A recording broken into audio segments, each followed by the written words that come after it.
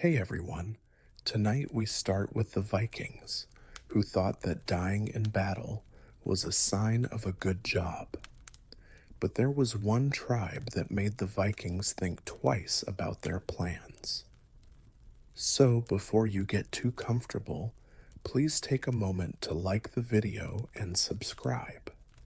But only if you really like what I do here. And please tell me in the comments where you're watching from and what time it is for you. It's always interesting to see who is coming from all over the world. Now, turn down the lights. You could turn on a fan for that soft noise in the background. And let's take it easy as we start our journey tonight. People who lived in the Viking Age were not supposed to be afraid, at least not in public, not in writing, and definitely not in front of someone with an axe. They thought that being brave was a basic life skill, like rowing or not screaming during surgery. They thought that hesitation was a personal flaw. Vikings were raised on stories of heroes who sailed into storms that looked like they were going to kill them and fought enemies who were twice their size, and they died with a smile on their face, which was great customer service to the gods by Viking standards. Monks were scared when they saw their monastery burn. Vikings felt a little worried, and then they got violent. The Norse view of the world was very simple. You attacked something if it scared you. It was okay if you died because dying dramatically opened up Valhalla and gave you bragging rights for life. On the other hand, dying peacefully in bed was like an embarrassing end to your career. You didn't want your tombstone to say, "He lived bravely, but then he got a cold." You can see this cultural confidence in all of the sources. Vikings made fun of kings, insulted whole armies, and treated fortified cities like small bumps in the road. People didn't often admit they had lost, even when they did. People said they lost because of bad luck, cheating, or someone not following the plan. Fear was never on the list. That's why it gets interesting when the tone changes suddenly. Because in a few rare places, the sagas stop bragging. The words lose their meaning. It's like someone accidentally bringing up an embarrassing family secret at dinner when they talk about places briefly and then move on. No big speeches or heroic last stands, just silence. In a Viking story, silence is the same as screaming. They were people who attacked people on different continents, fought armored knights with axes and confidence, and thought their fate was set. So it was pointless to worry about what would happen. Fear was useless. You couldn't. You can't avoid fate, so you might as well meet it head on. But there was one group whose lands the Vikings didn't often raid, whose warriors they didn't want to fight, and whose reputation spread without the usual Viking exaggeration. No bragging, no tall tales, just keeping your distance. The fear wasn't very loud. It didn't yell. It didn't sing. It made small changes to the ship's course. When a culture that sees death as a chance to meet new people starts to hesitate, something has gone very, very wrong. And whatever, the Vikings didn't use swords to scare people. It did it by making them feel bad. The Vikings would have stayed home if they were scared of fighting. They didn't stay home. They made ships, sharpened axes, and sailed straight toward people who made it clear they didn't want visitors. There was no problem with fighting. The plan was to fight. The Vikings were okay with violence because it made sense to them. You could see your enemy, you could count them up, you could guess if this fight was worth it or not. Going to make your day worse. At least the rules were clear, even when things went wrong.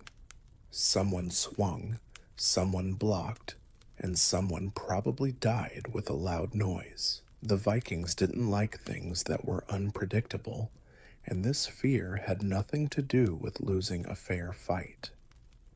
They weren't scared of warriors, they were scared of situations where their usual advantages went away and strength, numbers, and enthusiasm stopped working, where it seemed like the world didn't want to work together.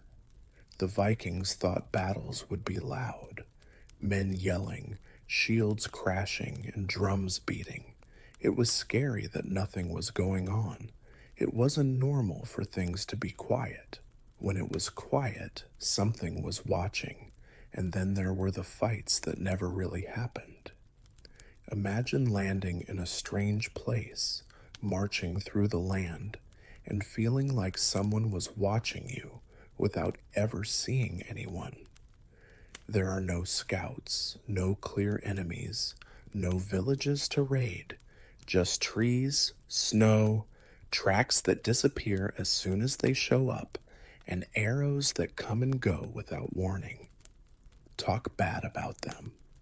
A Viking would have found that kind of fight very annoying. They liked enemies who stayed still long enough to get hit. They understood strength, but they respected it. This was not nice. This was unfair. It didn't feel like war. It felt more like geography was slowly bullying me. Viking weapons, armor, and shields were all heavy, but they all worked great on open ground. But when things stopped moving, when you couldn't see anything, and when sound acted weird, all that gear became less impressive and more tiring. The brave warrior was suddenly sweating, confused, and very suspicious of every tree. This fear didn't mean being a coward. It was a mix of anger and the realization that brute force was no longer working. And Vikings hated problems that couldn't be solved by punching them. They weren't afraid of dying in battle. They were afraid of putting in effort for fights that didn't happen. So, when the Vikings stopped going to certain places, it wasn't because they were weak. It was because those lands didn't want to fight them the right way. And that was not okay. Vikings were great at traveling, but they still thought the world had edges. Not real cliffs where ships fell into nothingness, though that would have fit the theme. Instead, they were psychological edges, places where maps became unclear, directions became guesses, and confidence quietly packed its bags and left. The Sami lived on the other side of those edges. To the Vikings, the Sami weren't just far away. They were in the wrong place. Their land had forests so thick that they absorbed sound, across tundra where the ground looked solid until it let you down, and across snow-covered fields where every direction looked the same. The Vikings liked the coast. They liked rivers. They liked places where a ship could sit and wait while its crew made trouble on land. Samand didn't offer any of that. The Norse sagas talk about these areas in a careful way, like someone talking about a distant relative they don't want to see. The language isn't clear. The descriptions are very short. This is not because the Vikings weren't interested, because curiosity had limits, and those limits froze solid somewhere north of comfort. The Sami did not live in towns that could be burned or surrounded. They didn't farm fields that could be taken. They didn't build defenses that people could see and then destroy. They moved all the time, quietly, with the unsettling confidence of people who knew exactly where they were. Everyone else didn't. This made a Viking very angry. Raiding depended on targets, which were usually fixed targets with storage buildings, livestock, and a general sense of panic. The Sami didn't have any of this. You could march all day and only see snow, trees, and the growing feeling that you were the problem. Even trade trips acted differently in the area. Vikings were careful, polite, and usually had guides when they traveled. They didn't come in and say who they were. They didn't stay longer than they had to, and they definitely did not go off on their own, which was already a sign that something was very wrong for a Viking. The Sami seemed to be outside of the rules that everyone else followed. They lived where the Vikings had trouble. They found their way through land without any markers. They came and went without any reason. It was as if the land knew them and didn't want anyone else to be there. And that is what really scared the Norse. They weren't scared of people who lived outside the map. They were afraid of people who made the map useless, because once the map, when it stops working, strength doesn't mean much. And the Vikings knew it. Vikings liked to have enemies they could blame. A rival clan, a king who wouldn't listen, and a monk who looked at them the wrong way. They didn't like an enemy they couldn't stab, yell at, or dramatically beat in a fight. That was a problem in Sami's area. The land itself seemed to not like people coming. The trees were thick enough to block out sound, so shouts turned into awkward whispers that didn't go anywhere.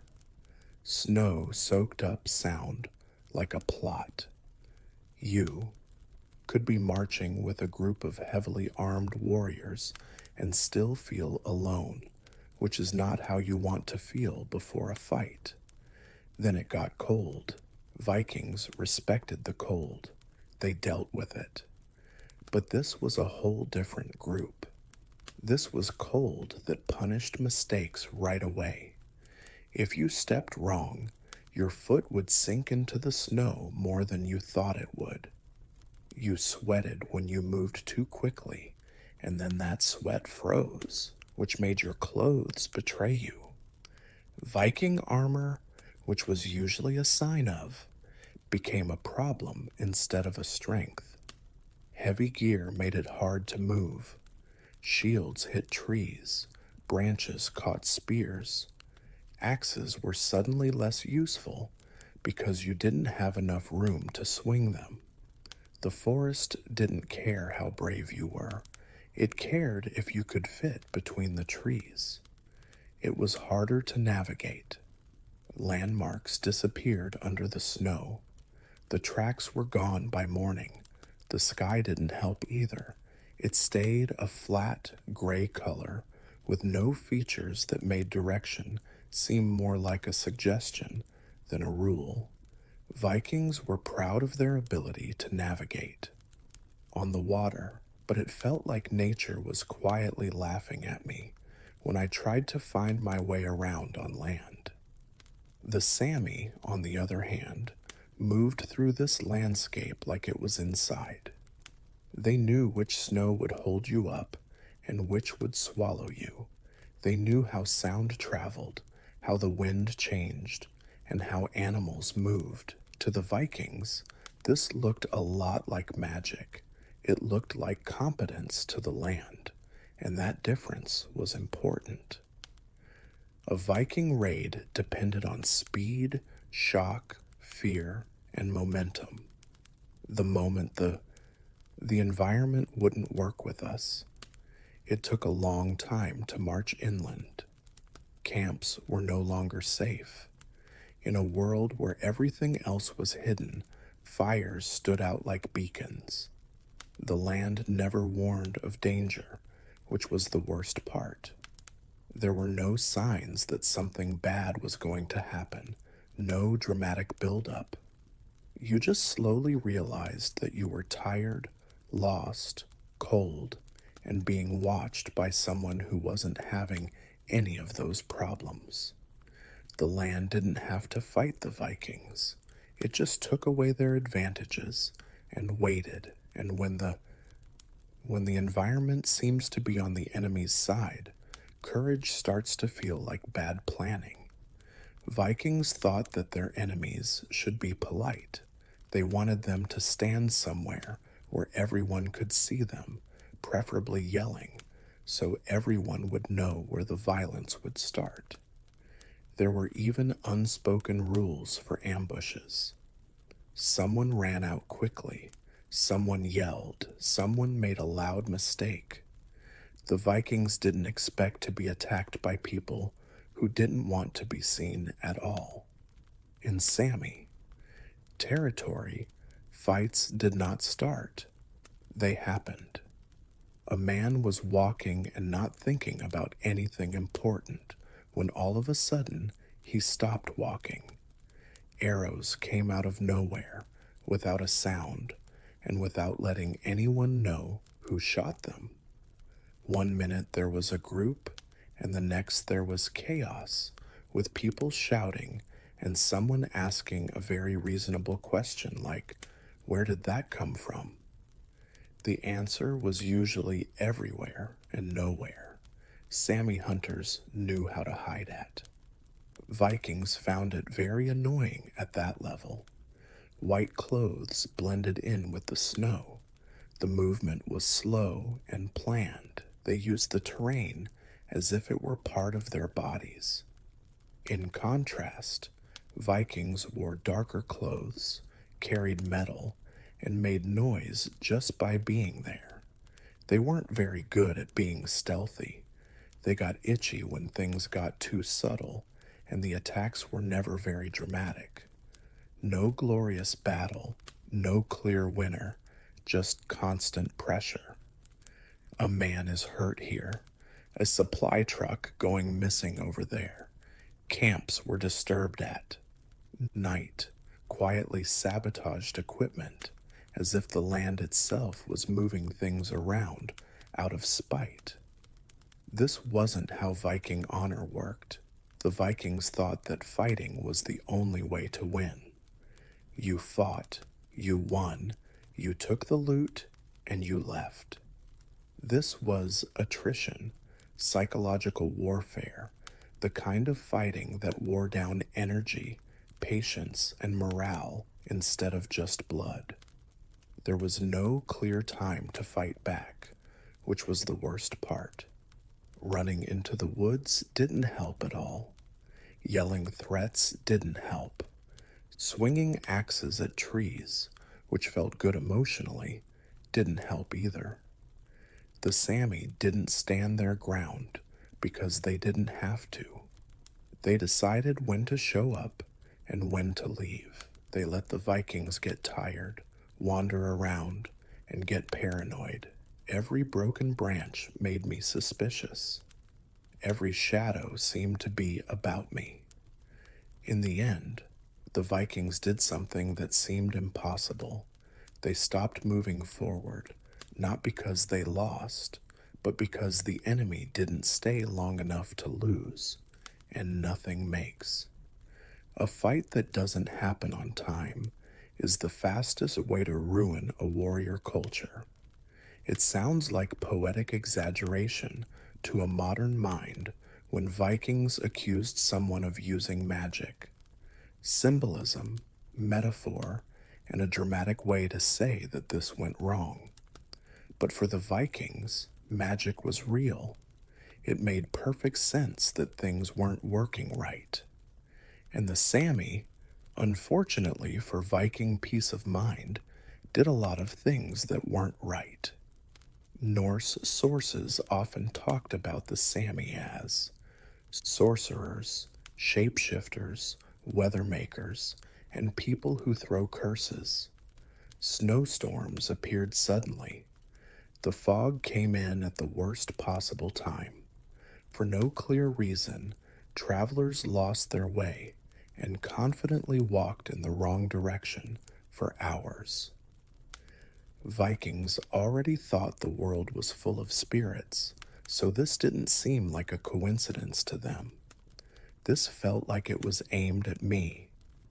People who weren't Sami thought the drums, chants, and trance rituals that shamans used were very strange. They went into altered states and talked to spirits and said they knew about places that no one else could see. Vikings who practiced their own magic through Sita knew when they saw power, and knowing power without really understanding it is very uncomfortable. This magic was even worse because it didn't need attention. There weren't any big displays or obvious tricks. It worked in a quiet, subtle way that couldn't be fought with a sword. You can't stab fog. You can't fight confusion. You can't yell your way out of being lost. Magic in the weather made the Vikings the most scared. It made sense that there was a storm at sea, a storm in the middle of the country that came at just the right time to ruin a march or put out a campfire felt like it was aimed at me. The thought that someone could change the sky itself made even the bravest warriors think twice, and doubt spreads. As soon as one man thinks he is cursed, the others see every mistake he makes. Every mistake looks bad. Every delay seems like a bad sign. The group begins to see bad luck as a sign of hostility from unseen forces. This wasn't being a coward. In their minds, it made sense. The Sami didn't have to kill a lot of Vikings. The Vikings only needed to think that they could kill them without ever showing up. And what people thought was more important than what was real. You fight when your enemy can hurt you. If an enemy can attack how you see the world, you back off. No amount of bravery will help if the universe itself seems to be against you. And from the Viking point of view in Samans, it really was. It would have been okay if the Vikings had just thought Sami was strange. Strange things happened all the time to Vikings. Their own myths quietly agreed with them, which made things even worse. Norse mythology says that even Odin, the All-Father, god of war, wisdom, poetry, and bad parenting, didn't know everything. And he learned some things from the North. Normyths say that Odin traveled in disguise and asked shamans, outsiders, and other beings for information outside of the normal world. Later interpretations and scholarly analyses depict these figures as akin to Sami shamans, adept in trance, vision, spiritual journeys, and esoteric knowledge. The kind of people who didn't sit on thrones or lead armies, but still made kings uneasy. That detail was very important. Odin didn't ask for help lightly. He gave up an eye to get wisdom. He learned the runes by hanging himself from a tree. He was willing to lie, suffer, and wonder forever if. It meant learning something. So, the fact that even he asked northern shamans for advice was a very clear message to Viking listeners. These people were not normal if Odin needed their help, and Vikings were aware of what scared their gods. The Sami used forms of spiritual power that the Vikings knew about but couldn't fully control. Spirit animals, shamanic journeys, divination, and knowing about the weather. This was very close to Cedar, a type of magic that the Norse already knew about. Thought to be strong, scary, and bad for society. Even Odin's use of it was seen as controversial. That should be enough to show you how uncomfortable it made people. The Vikings respected strength. They had a lot of respect for bravery.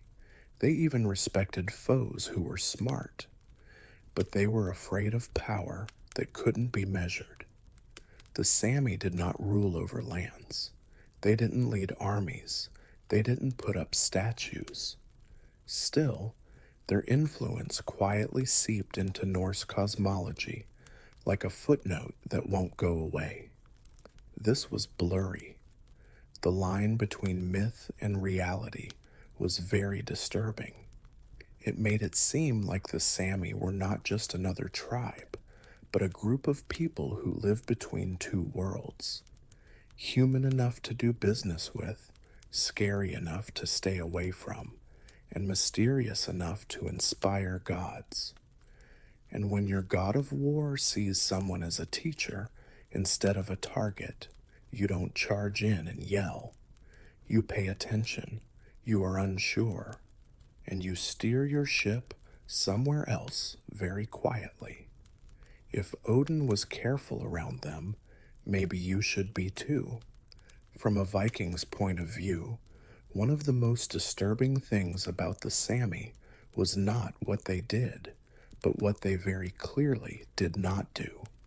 They didn't attack. They did not win. They didn't come by ship, burn down villages, take hostages, and then write poems about it. Vikings thought this was strange behavior that might be suspicious, because the Vikings thought that land should be taken, defended, and fought over loudly. If someone lived somewhere and didn't want more land, they were either lying or working on a level that you didn't get. The Sami didn't build towns that could be taken over. They didn't farm fields that could be taken. Their wealth went with them. Herds, knowledge, roots, and seasons. You couldn't burn something that wouldn't stay still. You couldn't steal it because it was gone before you finished your sentence. This made them impossible to scare. The Vikings thought fear was something you did to someone else. You came without warning. You were loud. You showed violence. People were scared. People did what they were told. That was how it worked. The Sami didn't get scared. They just went, and then they came back after the Vikings had left. They were cold, confused, and wondering why they had bothered. Viking leaders were very worried about this lack of interest in conquest. You can fight an enemy who wants your land. It is much harder to talk to an enemy who doesn't want anything you have. There is no threat, no prize, or any other kind of leverage that makes the work worth it. The Sami did not think much of Viking. Weapons, ships, or a good name. They had made it through generations of harsh winters, hunger, and being alone without help. A group of loud foreigners with axes did not seem like a threat to life. At best, they were a short-term problem. Vikings thought this was rude, and being rude is much more annoying than being hostile. The Sami knew something that the Vikings had a hard time with, which was even worse. If the land doesn't cooperate, owning it doesn't mean anything. You can't control a place that won't let you. To help you, you can't control snow, forests, or animals that move around with laws and borders. The Sami lived on the land. The Vikings tried to take control of it, and that difference was important because nothing makes a conquering culture more unstable than meeting people who don't care about being conquered. The Vikings weren't crazy people. They knew how important trade was. They liked trade almost as much as they liked violence, which is saying a lot. And when it came to the Sami, trade wasn't just okay, it was carefully pushed. Sami networks carried furs, hides, antlers, walrus, ivory, and other northern resources south. The Vikings really wanted those things. They were useful, easy to carry, and made everyone feel very smart. So, trade went on quietly and politely, with a lot fewer axes than usual. But this is the most important part. Trade expeditions were not at all like raids. When Vikings went to trade in Samiland, they didn't show off. They didn't brag. They didn't yell about their family history at the top of their lungs. They had guides with them on their trip. They obeyed the rules. They gave gifts. They paid attention. It wasn't exactly fear. It was respect wrapped tightly around caution and sealed with a desire to stay safe. On the other hand, raiding was very rare, and when the Vikings did try, the results were always bad. There were no great victories written down, and no epic stories about how they crushed their enemies. Sami camps and heroic plunder, but only vague mentions of losses, failed journeys, and expeditions that came back early with fewer men and less confidence. In Viking stories, this is as close to admitting failure as you can get. The Sami were not defenseless merchants who were just waiting to be taken advantage of. They were in charge of the routes. They knew where to find resources. They knew which valleys kept travelers from getting out and which rivers froze over. A Viking who traded followed Sami's lead. A Viking who was raiding didn't pay attention to it. Take a guess. One lived longer. It was even more disturbing that Sami traders didn't act like scared victims. They talked things over calmly. They made the rules. They turned down deals that weren't right for them. They left without a care. Vikings were used to getting what they wanted by scaring people. Here, threats didn't work. You can't scare people who don't own property. This made it an unspoken rule. It was okay to trade. It wasn't worth it to be violent. And when a raiding group decides that something isn't worth raiding, it's because they've been there and done that. The Vikings didn't think of the Sami as enemies. They were afraid of them because they made raiding less effective. And for a Viking, being inefficient was scary. Vikings liked land that worked with them. There were coastlines, rivers, and open fields where you could see what was trying to kill you and act accordingly. But forests were already suspicious. The forests in the north were very different.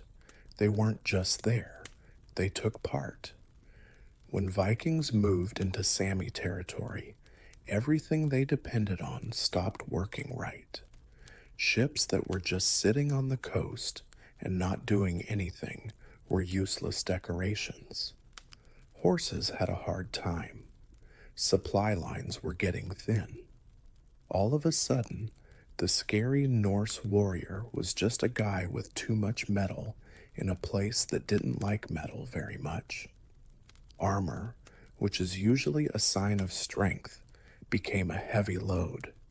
Shields got stuck on branches. Instead of hitting enemies, spears hit trees. Axes needed room. That was not there. Every step made noise, and every noise sounded like an announcement. Vikings were very good at making people scared. They weren't very good at staying quiet. But the forest was very good at being quiet. Snow absorbed sound so well that it seemed pointless to shout. orders disappeared into thin air. You could be 10 steps away from another man and still feel alone. Being alone in a strange place can turn bravery into annoyance and annoyance into panic. The Sami, on the other hand, moved through thee, as if the forest were a hallway with a lot of light. They knew which paths were safe to walk on and which ones were traps. They knew where animals went, where the wind blew, and where snow covered up tracks. Vikings didn't think this was skill. It seemed like favoritism. It seemed like the forest had picked a side. Campfires turned into a danger. The smoke gave away their location. Light traveled farther than expected one night. Camps that felt safe the next day felt exposed, and in every morning there were new signs that someone had been close by but hadn't left. A good way to start. A messed up trail, missing gear, and footprints that came and went as if they were playing a trick. The forest never attacked head on. It didn't have to. It made things move more slowly, took away energy, and hurt morale. It made every plan a suggestion instead of a rule. The longer the Vikings stayed, the worse it got. Even the most sure of themselves warrior will eventually start to think that brute force isn't the best answer. And when a culture based on control realizes that the environment itself is, if you don't want to be dominated, the right thing to do is not to get angry, but to back off. The Vikings never lost battles in the woods. They lost their drive, and that was even worse. The Vikings didn't need a lot of people to die to learn a lesson. They just needed stories. And, sadly for Viking confidence, stories spread faster than ships ever could. A raid that failed quietly was much more dangerous than one that failed loudly. People noticed when warriors came home without trophies, songs, or a clear explanation. Vikings were great at telling stories. They told stories about everything, including wins, losses, insults, and even bad choices. But silence was strange. Men came back with fewer friends than they had when they left. They talked in a vague way about bad land, weird weather, and trips that didn't go well. They didn't go into details. They switched topics. Nothing makes a room more uncomfortable than a Viking who won't brag. The stories spread around fires and in long houses, not epic stories, but careful warnings. Don't go too far, inland. Don't go without a guide. Don't camp there. Viking culture didn't often give advice like that. Usually the advice was to bring more axes. And then there were the men who were missing. No heroic deaths, no bodies returned, just empty space. Absence is scary because it lets your mind run wild. And imagination is much more cruel than real life. It's understandable that a man would die in battle. When a man disappears, people come up with all kinds of bad ideas. The rest of the work was done by rumors. People said that the forest ate people. Some people said the Sami could call storms or make people think. Some people said that spirits led travelers in circles until they fell over from tiredness. The specifics changed, but the end result was always the same. There was something about that land that made it not worth testing. People didn't tell the stories out loud. They were told carefully, quietly, and with a seriousness that made people not want to joke. and fear had already won when the jokes stopped. The younger warriors paid close attention. Leaders changed the routes. Traders were more careful. Maps were. Not with ink, but with habit. Ships went elsewhere. Expeditions picked safer targets. There was never an announcement. Vikings did not say they were afraid. They just stopped going. This is how fear really spreads. Not by being scared, but by doing it, through choices that change without notice, and roads that are no longer traveled, through places that turn into problems for other people. The Sami didn't need armies to protect their land. They didn't need signs or walls. All they needed was a good name. And once a reputation gets around it is almost impossible to get rid of warrior culture because you can beat an enemy, but it's a lot harder to beat a story. The Vikings never said they were scared. There was no announcement, no council decision, and no dramatic speech saying, "We will never go north again." That would have been very embarrassing. Fear was not made official by the Vikings. They did it in silence. Instead, fear showed up in the lack of something. Some routes stopped being used. Some places where people hunted became hard to get to. Some trips were put off indefinitely, which is Viking for not at all. Maps weren't erased, but they got blurry in those places, with blank spaces where details should have been. People shrugged, gave short answers, or told stories that ended abruptly when asked about those areas. This quiet behavior was important. People from the Vikings were not very subtle. They loudly celebrated wins and dramatically mourned losses. The lack of noise told them when something scared them. Fear did not scream. It said softly, and everyone paid attention. No one bragged about going deep into Sammy's territory. No one said they were great there. People didn't want young warriors to test themselves in those lands. Instead, elders suggested safer targets, closer coasts, and easier prey. In Viking society, elders were not easily ignored. These men had lived long enough to have thoughts that were worth listening to. Even the Saragus show how uncomfortable this is. The Sami show up for a short time, in strange ways, and often without a clear reason. They are described from a distance, as if saying their names too directly might draw attention. Viking stories love to be detailed, rude, and over the top. You can tell that there is restraint here. This isn't how you write about enemies you know you can beat. Fear also had an effect on manners. The Vikings acted differently when they met Sami traders or guides. Less yelling, more listening, and more respect. Respect that doesn't come from being equal, but from not knowing. You are careful with how you treat people when you are not sure how much power they really have. And so fear became a part of everyday life. Other ships sailed away. Expeditions came back early.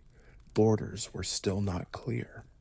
There was no need for anyone to say anything out loud because the behavior spoke for itself. The North stayed quiet, not because it was empty, but because people stayed away from it. The Sami did not scare the Vikings away. They didn't directly threaten them. They didn't win anything. They stayed where they were, unchanged, while the Vikings looked elsewhere, went somewhere else. And in a culture that defined itself by what people did, that quiet avoidance was the loudest way to say yes. Fear doesn't always yell, it can change your plans at times. The Sami did not beat the Vikings in any normal way. There was no battle that was so important that shields broke and songs were written about it. A great Viking leader did not fall dramatically in the snow while yelling something poetic. That would have been easier to deal with. That would have been in line with how the Vikings saw the world. Nicely. The Sami did something much more disturbing, though. They were still out of reach. They didn't have more people. Their weapons were not better than ours. They didn't use brute force to beat Viking forces. What they had was something that Vikings found very hard to deal with: the ability to live without being controlled. The Sami didn't stay still long enough to be beaten. They moved their camps. Their money went with them. They planned their lives around seasons, animals, and roots that only they fully understood. The Vikings couldn't pin them down, surround them, or force them into a fight that the Vikings knew how to win. This made me very angry. Vikings liked problems that could be solved. Make more ships, bring more men, and hit harder. But how do you hit someone who isn't there when you get there? How do you scare people who just disappear into places that don't like you? The farther inland they went, the less of an advantage the Vikings had. Heavy armor made them move more slowly.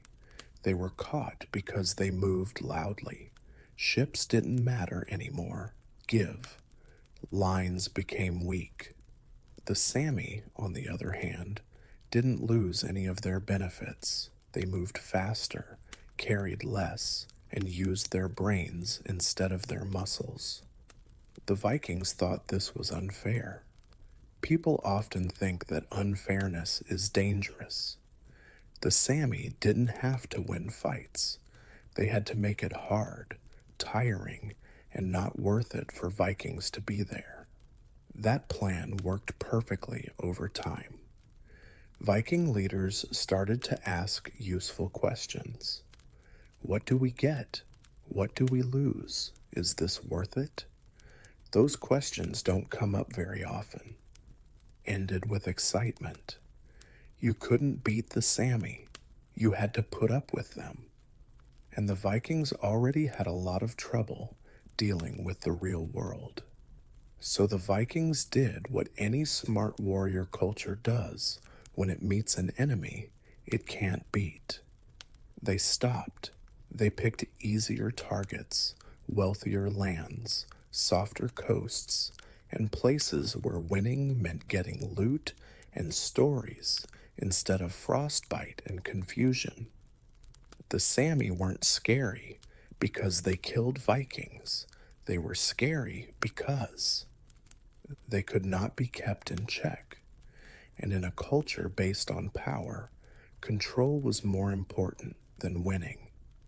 Vikings weren't dumb, even though they yelled, raided, and swung axes with excitement. Yes, reckless. Yes, loud. But no, stupid. They paid close attention to patterns, especially ones that showed men not coming home. The Viking world valued bravery, but it also valued experience. And experience had a way of setting limits without saying anything. Some seas were not sailed on in the winter. Some coasts were only attacked.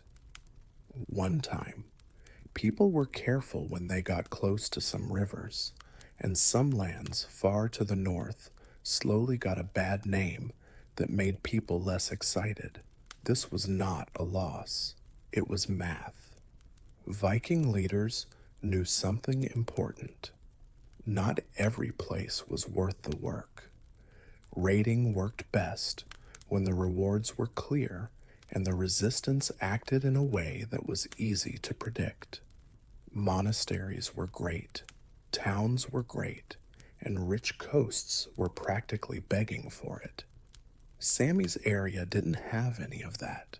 No cities, no crowds, no scared people, populations waiting to be used, only cold forests and people who wouldn't help. Viking interest moved on to other things over time. They didn't come back because they didn't want to, not because they were forced to. Routes were changed, targets were thought about again. People planned expeditions with a little more realism and a little less hope. This was Viking common sense in action. They knew that being brave, without getting anything in return, was pointless. A warrior who died in a glorious way but didn't do anything useful was still dead. And dead men don't raid. Again, leaders who kept sending men into dangerous places without getting anything in return didn't stay leaders for long. So the Vikings changed. They respected limits, even though they never said they were scared. The North became a place where you traded carefully, traveled through carefully, and talked about vaguely. There were no banners, no victories, and no fighting, just a quiet recognition that some places could resist being ruled without ever having to fight. This recognition was very un-Viking, and that's why it was important. Though, the Vikings did not think they could not be beaten. They thought they were useful. They moved on when they came across something that wouldn't break. They didn't make failure sound romantic. They stayed away from it, and by doing so, they brought up something that isn't talked about very often. The Vikings were not brave because they were not afraid. They were brave because they decided when to listen to fear, and in the case of the Sami, fear was giving them very good advice: stay away. In the end, the Sami didn't scare the Vikings by beating them, killing them, or humiliating them in battle. That would have been easy to get. That would have fit perfectly into the Vikings' mental filing cabinet for things we will fix with more axes. Instead, the Vikings were scared of the Sami because they wouldn't let them control them.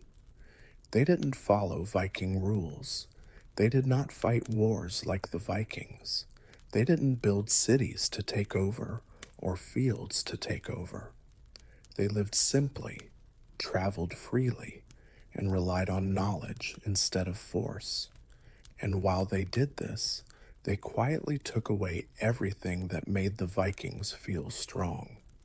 The Vikings were great at taking over.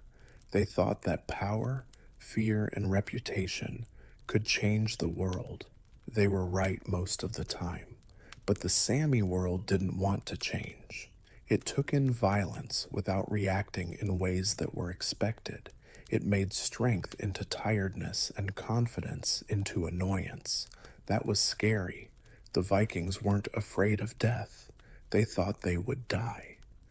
At least in theory, they were happy about it. Fear was about not knowing what would happen next, about times when hard work didn't pay off, and about places where bravery didn't mean being in charge. The Sami was all of that. They weren't louder than the Vikings. They weren't wealthier. They weren't more aggressive. It was just impossible to beat them. That's why Vikings lost interest. Not with anger, not with retreat, but with quiet avoidance. History often honors those who win, but it forgets how strong people are when they keep going. The Sami did not need to beat the Vikings. They just had to outlast them, and they did. Their land was still theirs. Their way of life lived on. Long after the Viking raids stopped, they still lived the same way. Yes, people in Europe were afraid of the Vikings, but the Vikings were also afraid of something. They were afraid of people who couldn't be beaten. They were afraid of a land that wouldn't give in. They were afraid of the unpleasant truth that not every problem could be fixed with violence, and sometimes the best way to win is to just not give up. The city didn't stop moving when the sun went down behind Edeto's rooftops. It made it hungrier. The daytime world of shops, samurai parades, and orderly routines gave way to something much louder, wetter, and smellier. Paper lanterns lit up the streets like glowing fruit. Rain made the packed dirt roads slick, turning footsteps into soft splashes. Smoke rose everywhere, not from fireplaces inside homes, but from dozens of small charcoal fires that people carried, pushed, or propped up. Vendors who knew exactly when people were most hungry. This was the real start of Edo's night markets.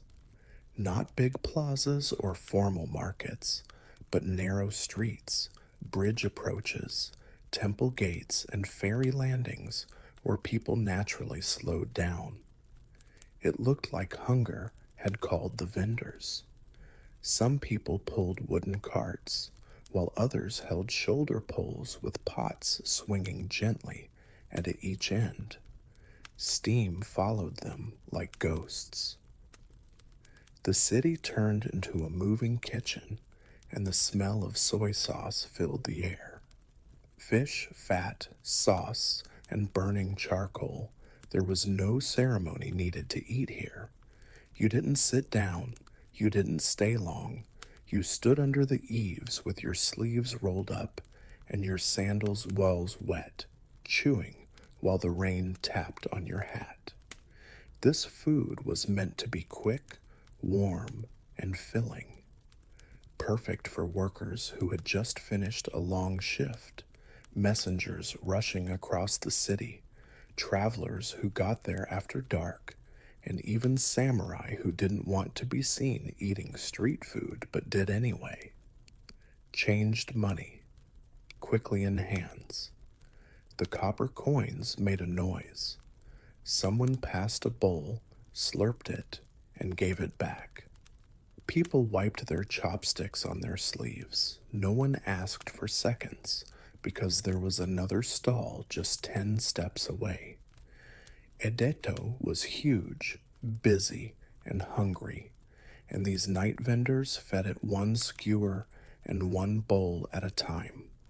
The most important thing was heat. Warm hands around a bowl, warm broth in the stomach, and warm smoke in the cold, damp air. The night markets weren't about luxury or new things. They were about making food that was good for you.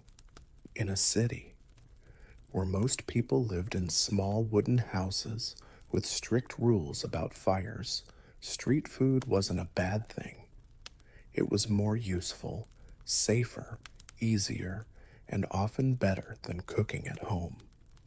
Edo's streets turned into a ribbon of light and smell as the lanterns swayed and the rain kept falling. Everyone knew the night had really started when the first fire was lit. There wasn't any music at Edito's night markets. There was a voice. A long, drawn-out call echoed through the streets, rising and falling like a chant. Like a chant, it fell. That noise could only mean one thing. Sober was on its way. Long before delivery apps or restaurant signs, dinner would politely shout through the rain to let you know it was ready. Sober vendors were some of the most well-known and mobile people in Edo's nightlife. They didn't wait for customers to come to them. They went out to hunt. 2 wooden boxes were hanging from a shoulder pole. One had bowls and noodles in it, and the other had a small charcoal stove with a pot of hot broth that sloshed around as the vendor walked. Every step sent steam into the air, which smelled like soy, dried fish, and warm buckwheat. Sober was quick, cheap, and filling, just what the city needed. The noodles were thin and a little rough, and they were cooked quickly and soaked in a simple broth made from fish stock and soy sauce. No fancy decorations, no art, just speed. A customer stopped the vendor, gave him coins, and in a few minutes a bowl was ready. You ate while standing under an awning or next to a bridge railing, making a lot of noise as you slurped. Not rude, but useful. The appeal was more than just hunger. It was warm outside, but the nights were wet. Winters cut through thin robes, and even summer rain made the skin feel cold. A bowl of hot noodles didn't make me feel better emotionally. It was food for survival. Workers ate it to keep going. Couriers ate it on their breaks. People who traveled ate it because they were used to it. It was safe, and it wasn't likely to make them sick. Sober also had a name. It was common food, but not bad. Samurai were supposed to eat with their swords out. With restraint and dignity, were known to sneak bowls into alleys and swords against walls while they slurped like everyone else. The broth didn't care about rank, and neither did the seller. Everyone paid the same amount. There was no place to sit, no privacy, and no time to waste. When the bowl was empty, it went back to the box. The vendor quickly wiped it down, lifted the pole again, and moved on, calling out to the next customer in the dark. The meal left no trace except for the warmth in the stomach and the fading sound of that familiar cry. There were sober vendors in a city of almost 1 million people who kept the night going. Their voices could be heard through the rain and the lantern light. For a moment, hunger became something that could be heard, and then something that was satisfied. Of all the smells that filled the night streets of Edo, eel was the one that made people stop the fastest. The strong, oily smell of unagi hitting hot charcoal could cut through rain, talk, and self-control. For a city that was used to simple food, grilled eel was too close to indulgence, and that was the whole point. Eel wasn't the cheapest food in Edo, which made it even more impressive that it was on the street. Vendors put up small grills near bridges, riverbanks, and busy crossings where people were always walking. They kept live eels close by, cleaned them quickly, and skewered them with practice. When the meat hit the grill, it sizzled, and fat dripped into the coals, making thick, tasty smoke. People took their time. Coins showed up. The spices were simple, but strong.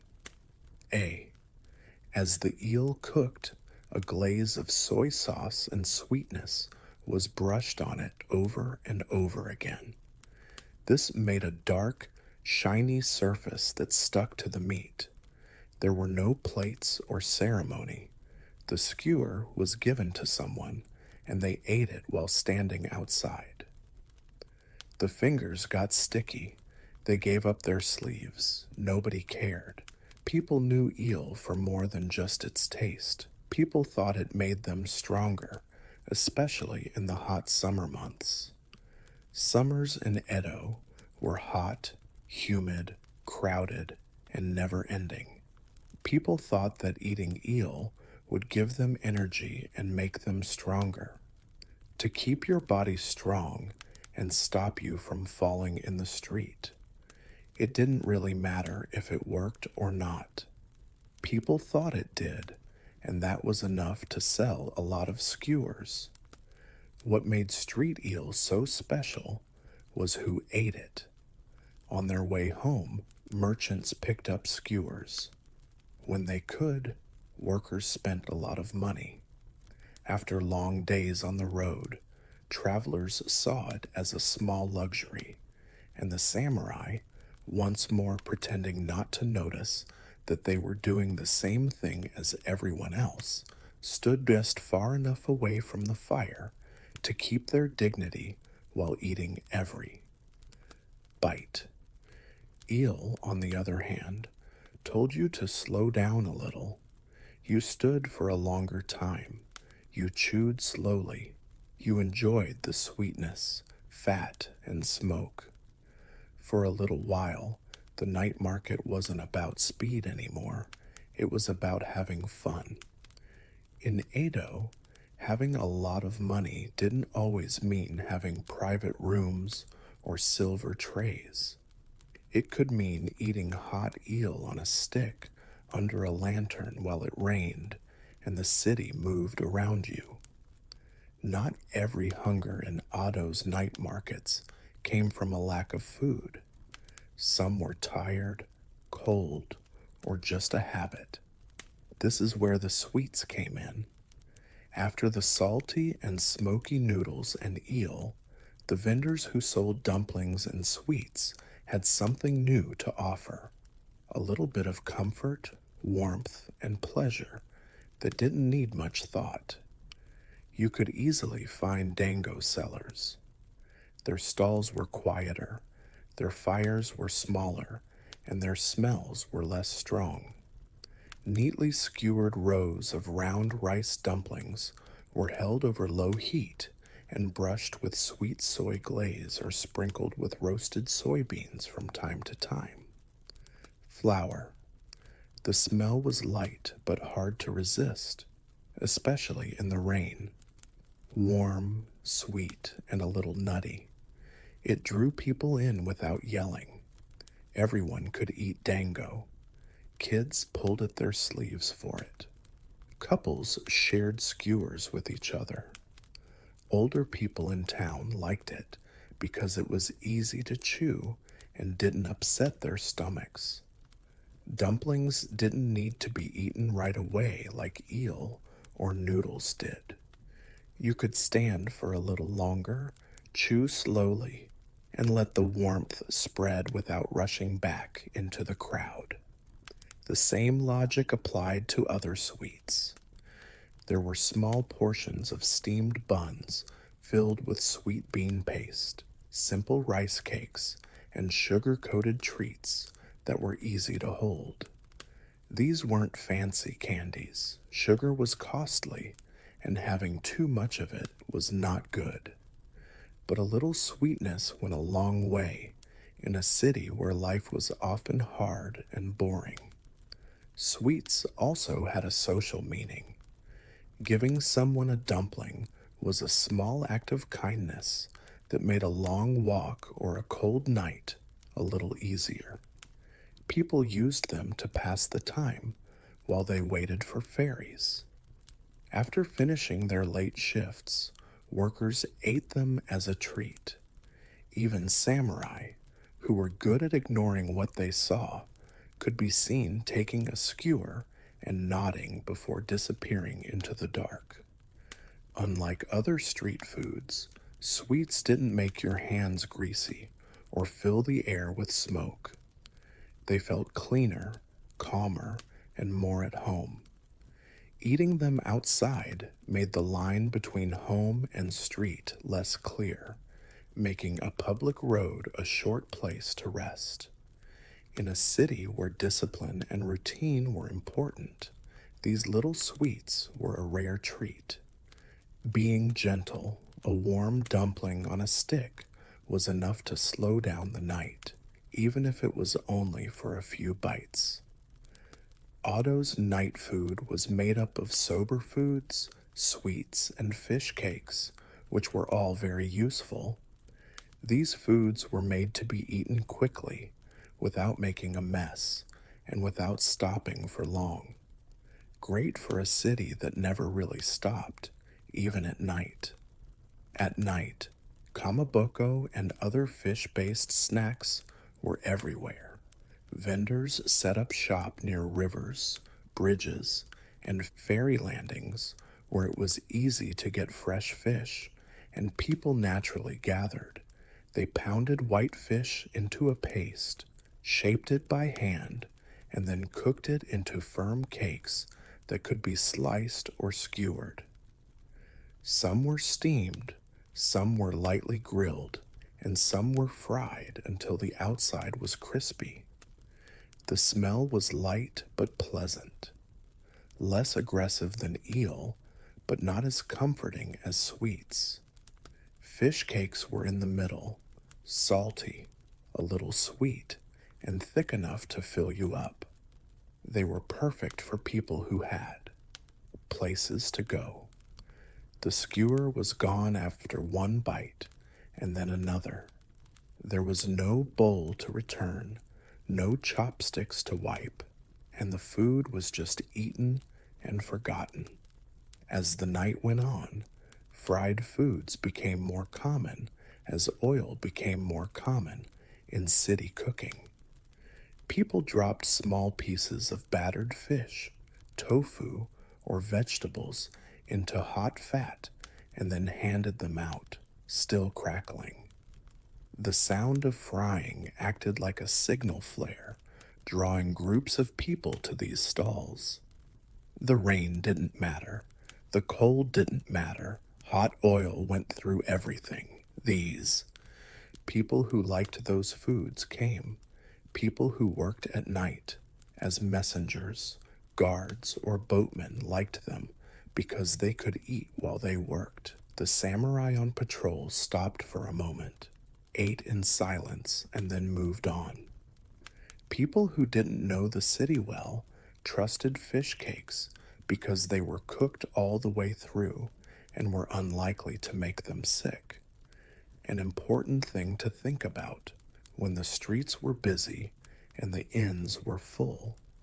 Fish cake sellers stayed put, unlike sober vendors. Their stalls became famous places. People remembered corners by what was there, sold there. The fish cake man by the bridge was just as useful as any street name. Food was just as important to the city as buildings were.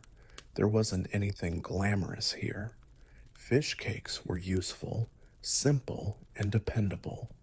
They didn't promise comfort or luxury, just enough gas to keep going. That was often all anyone wanted from a meal in a Edeto. These simple bites kept the night going, one skewer at a time, as lanterns flickered and footsteps went by. It wasn't just what you ate at Edeto's night food. It was how you ate it. There were no tables, no stools, and definitely no privacy. The street was the dining room, and everyone had to share it, whether they wanted to or not. People ate standing shoulder to shoulder with strangers, with rain dripping from the eaves and steam rising between faces that would never meet again.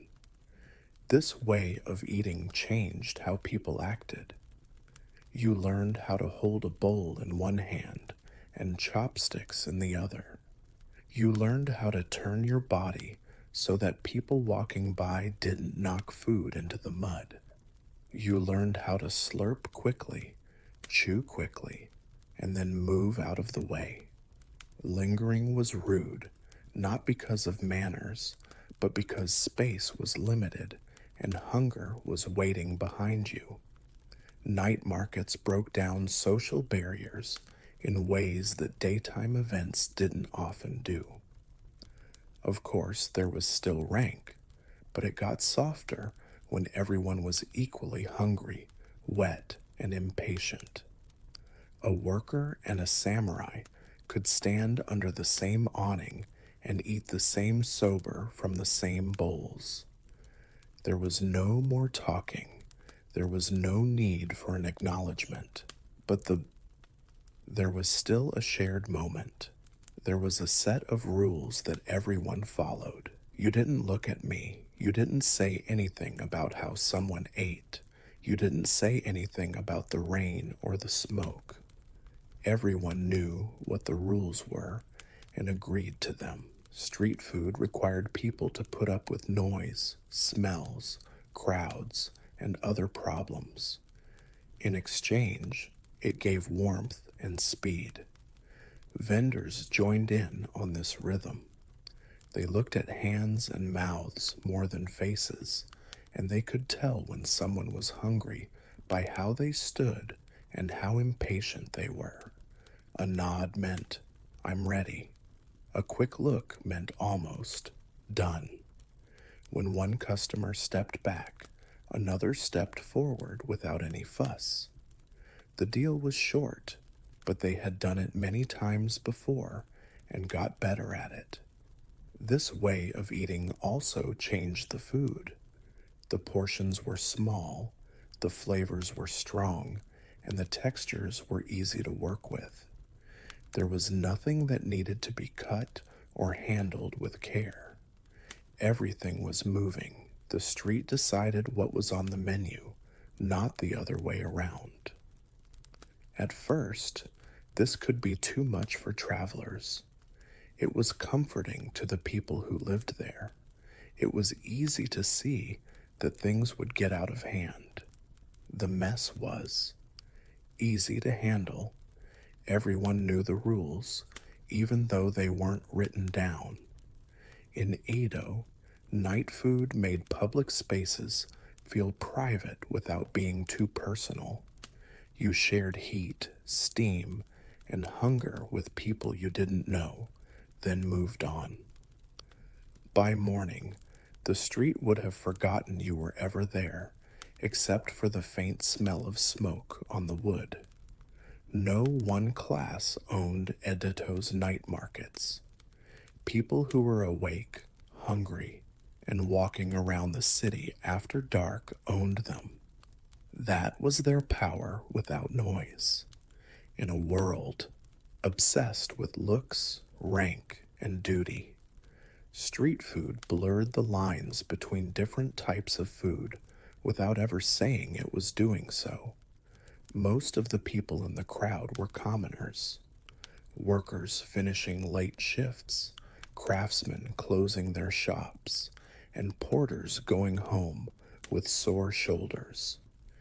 These were the people who went to the night markets.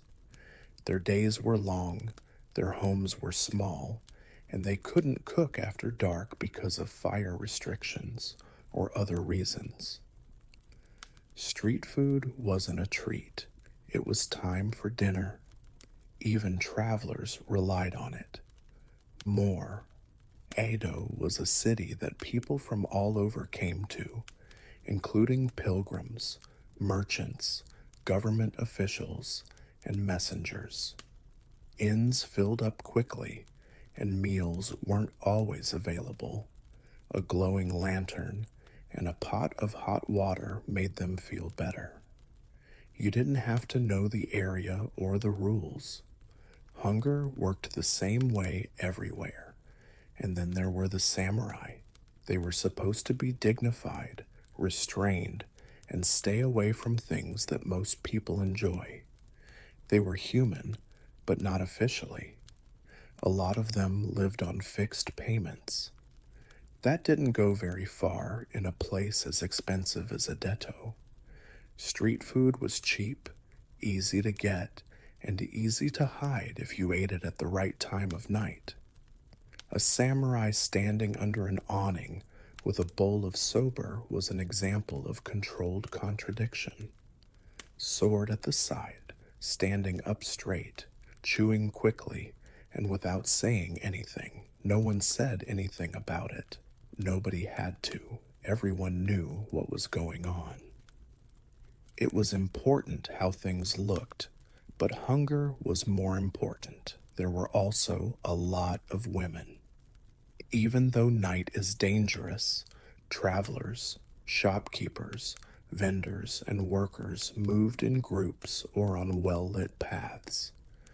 Street food stalls provided both safety and food. Light, noise, and people made safe places to stop and rest. Kids would show up from time to time, either running errands or following adults, holding dumplings and trying not to drop them. Everyone knew this wasn't a shady underworld because they were there. It was like life going on after the sun went down. Edeto's night markets were open to everyone, the most useful way. You didn't need to ask for permission, get an invitation, or have connections. You needed money and a hunger. For a few minutes at a stall, the titles faded away, and all that mattered was if the food was hot. That little bit of freedom was very radical in a city based on strict order. People in Edeto were both obsessed with and afraid of fire. Most buildings were made of wood, the streets were narrow, and one spark could wipe out whole neighborhoods. There were strict rules about cooking, lighting, and open flames, especially at night. Still, hundreds of charcoal fires lit up the city every night. Night markets stayed open by learning how to stay out of sight, or at least not cause trouble. Street food vendors learned how to follow the rules without breaking them. People kept the fires small and under control. People liked charcoal better than an open flame because it smoked less and burned more evenly. Stalls were set up close to water, bridges, or wide crossings where officials were less worried and could get away. It was easier to get away if there was trouble. Everything about the setup was made to be quick, even the disappearing part. The rain was both a friend and an enemy. It made clothes wet, spirits low, and streets muddy. But it also made fires less likely. Vendors came out more on wet nights because they knew that inspectors were less strict and customers were more likely to want something hot. Lanterns shone brighter in the rain, and puddles looked like stars. Of course, officials did patrol, but they didn't always follow through. Not consistent. As long as vendors didn't block traffic, start fights, or start fires, people usually let them stay. Officials had to eat too, after all. A lot of people knew exactly which stall to go to after they were done with their rounds. Vendors changed their menus to fit these new facts. Foods that cooked quickly and without mess survived. People stayed away from anything that needed big flames, took a long time to prepare, or left smoke in the air for a long time. This wasn't food that was shaped by tradition. It was the government. The stalls themselves were very simple. No extra wood, no heavy buildings. In a matter of seconds, everything could be packed up. A shout, a look, and the fire was put out.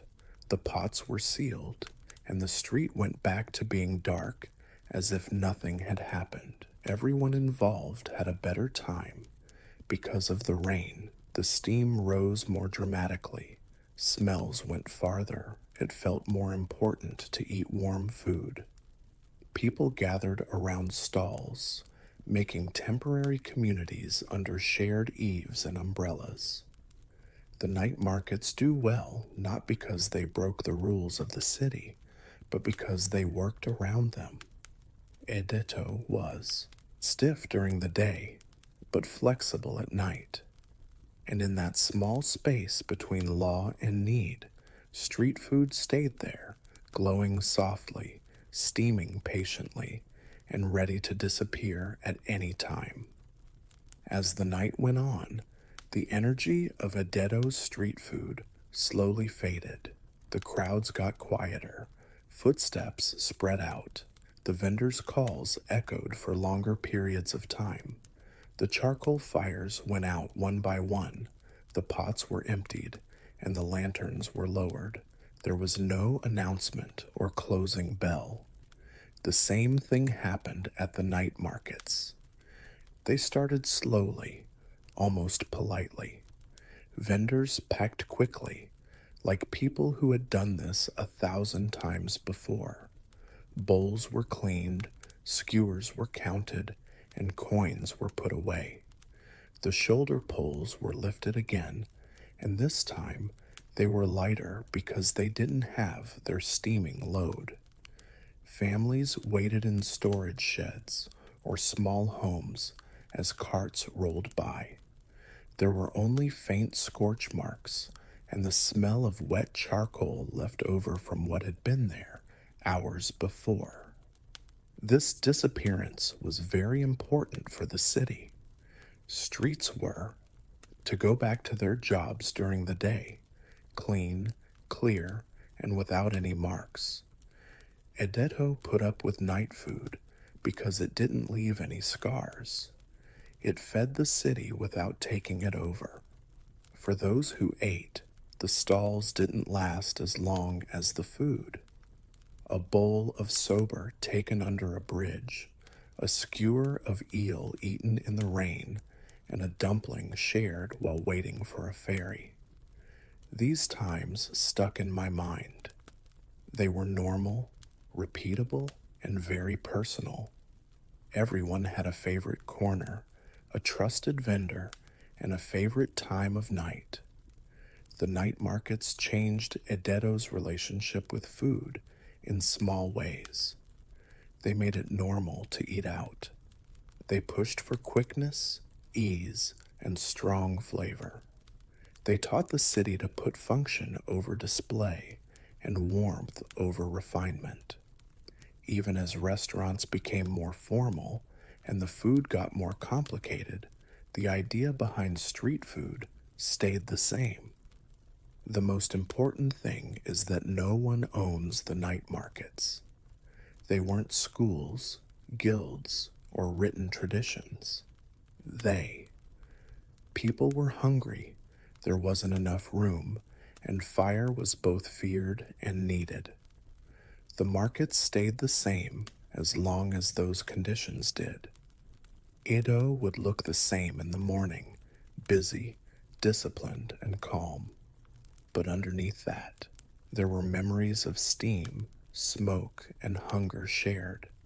When night fell again, lanterns would go up, fires would glow, and the city would eat again in the rain.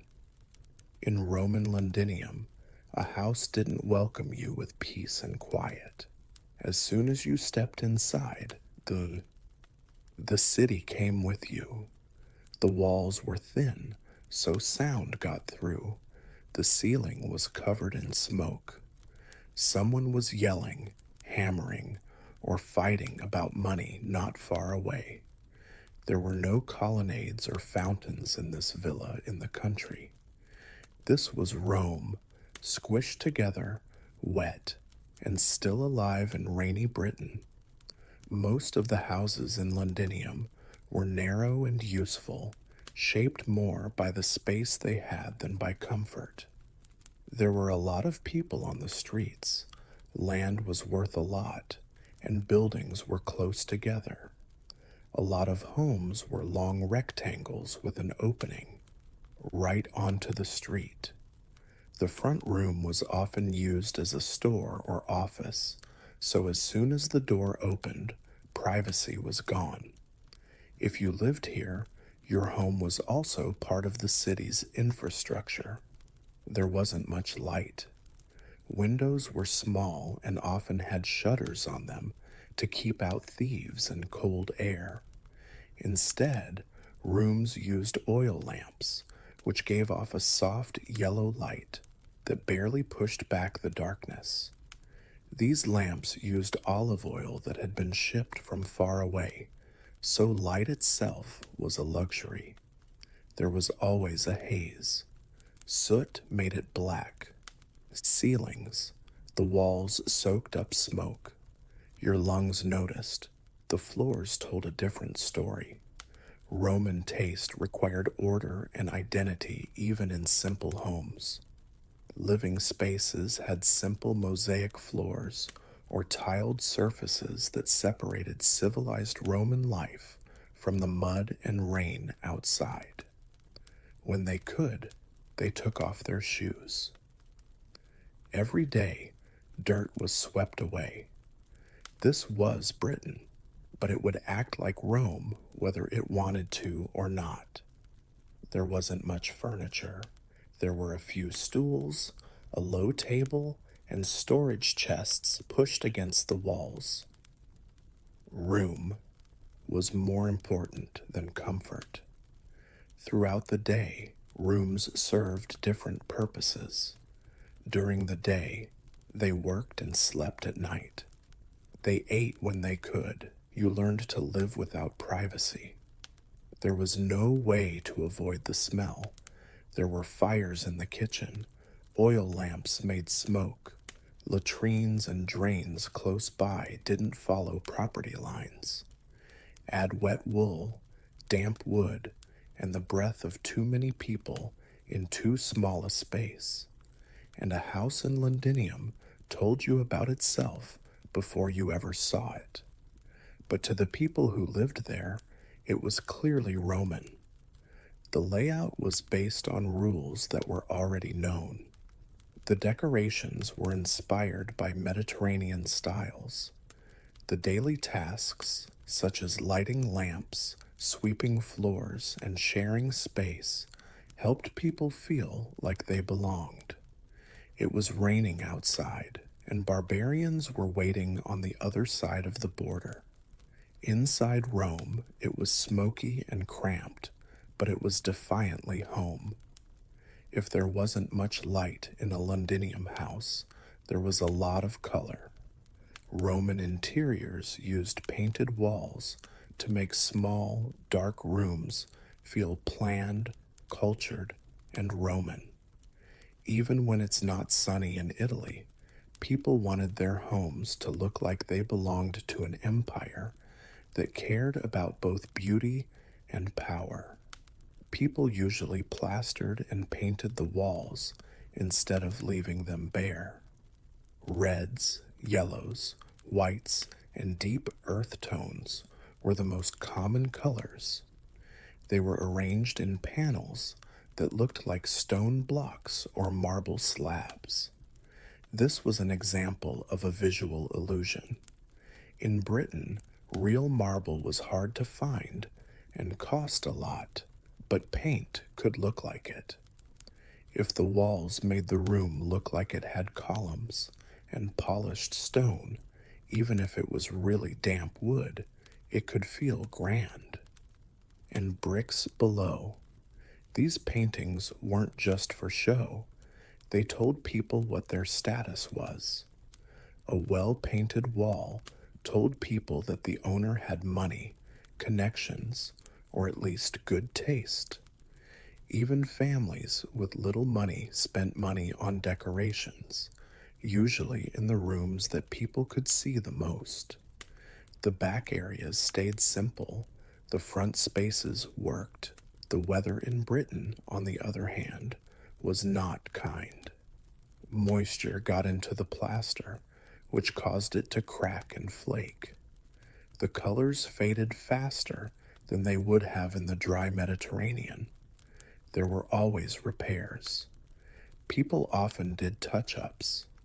If you owned a painted home in Londinium, you had to be willing to put in the time and effort to keep it looking nice.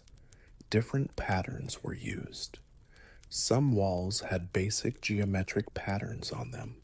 Others had vines, birds, or mythological figures on them that were copied from pattern books that were popular in the empire.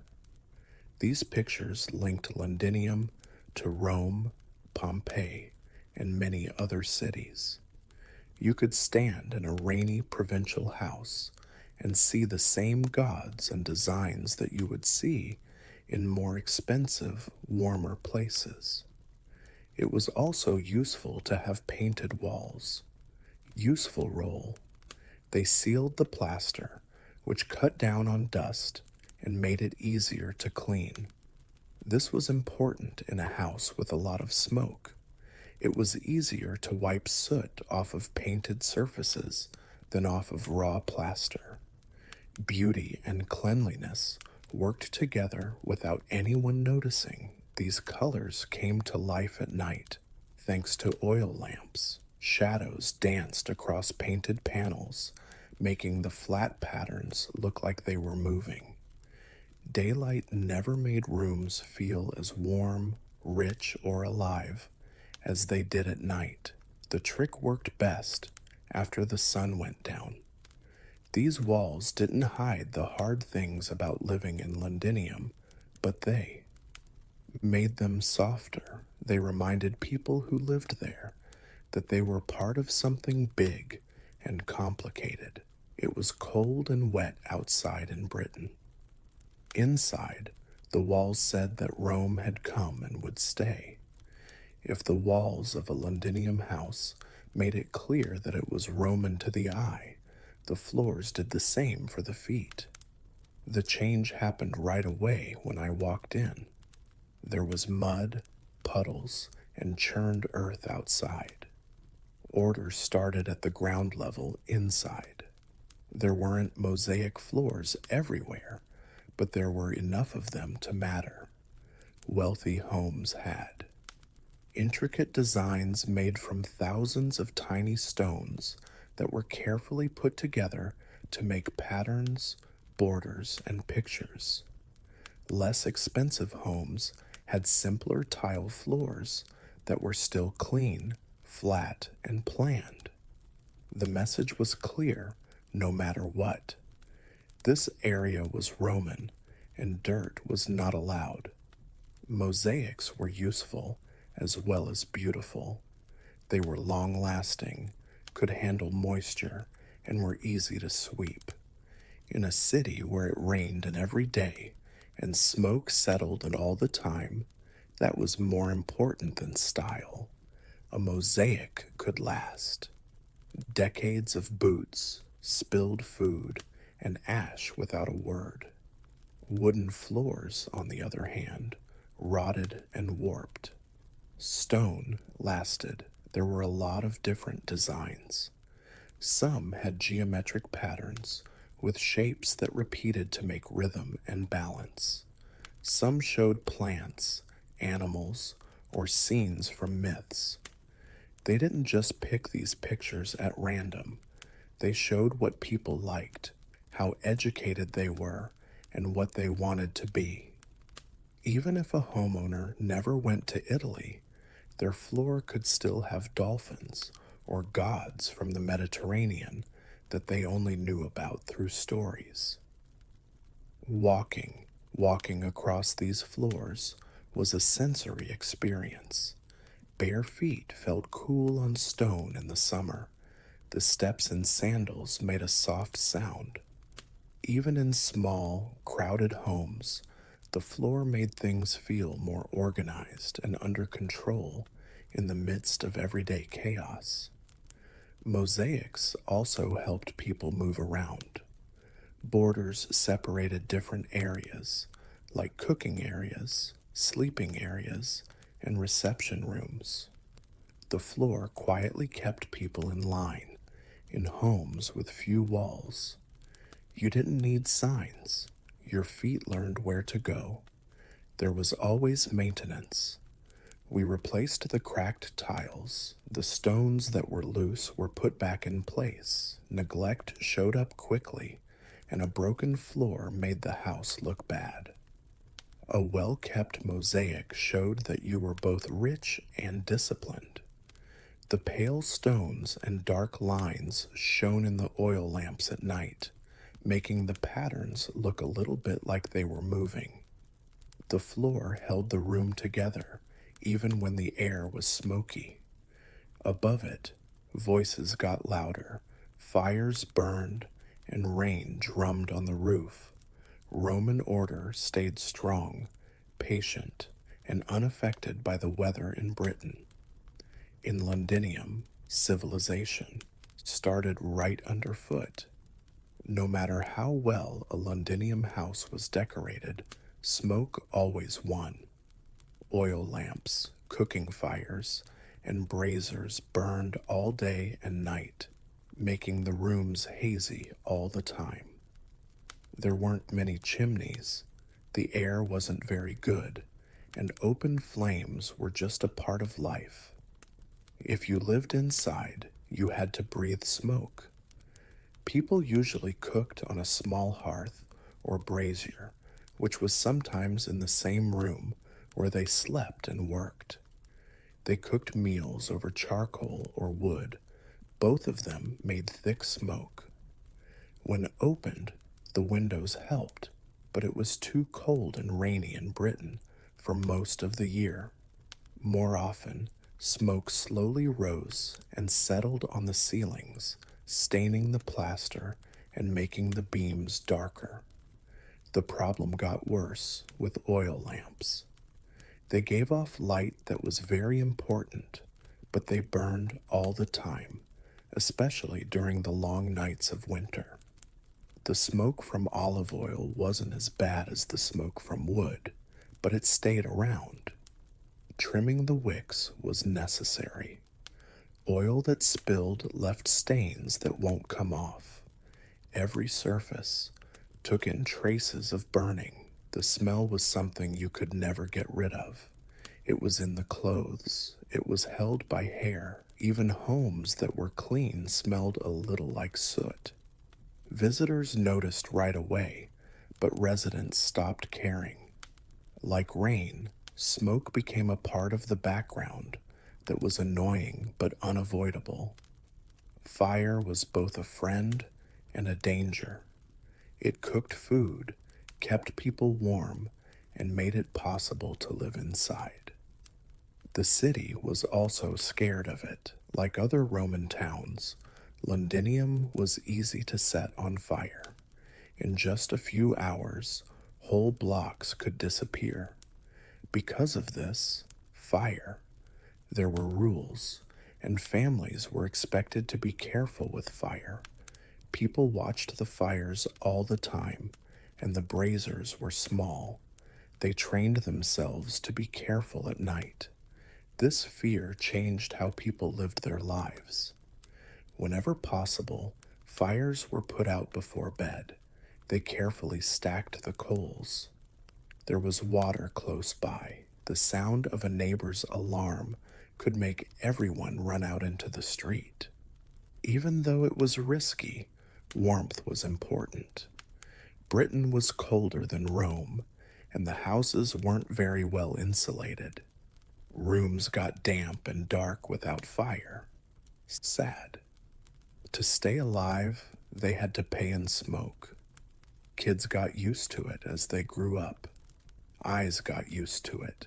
Lungs changed. People often coughed, but no one asked why. People didn't care about the air quality. They just wanted the fire to stay lit and the room to stay warm. In a Roman Londinium house, smoke was the invisible person who lived there, was always there, and was very important. When it got dark in Londinium, the house didn't get quiet. It got smaller. Darkness pressed in, making rooms smaller, and corners, leaving only pools of light from the lamps. After dark, oil lamps were the most important thing in the house. Without them, the Roman household couldn't function. Most of the time, these lamps were made of clay or bronze and were small enough to fit in the palm of your hand. A shallow bowl held olive oil, and a narrow spout held a wick. The flame was steady, but weak once it was lit. One lamp only lit up a small area, so most rooms needed several lamps placed just right to make the light go as far as possible, as much as possible. In Britain, olive oil was not cheap. It was brought in from other countries, moved over long distances, and priced accordingly. So people used light on purpose. People lit lamps where they were sitting, not where they weren't. Dark corners stayed empty. The hallways stayed dark. You learned the layout of your home by both seeing and remembering it. The light from the lamp changed how people acted. People gathered close together at night, not for closeness, but for convenience. Things that needed to be done with care were done close to. The fire. People talked in small groups.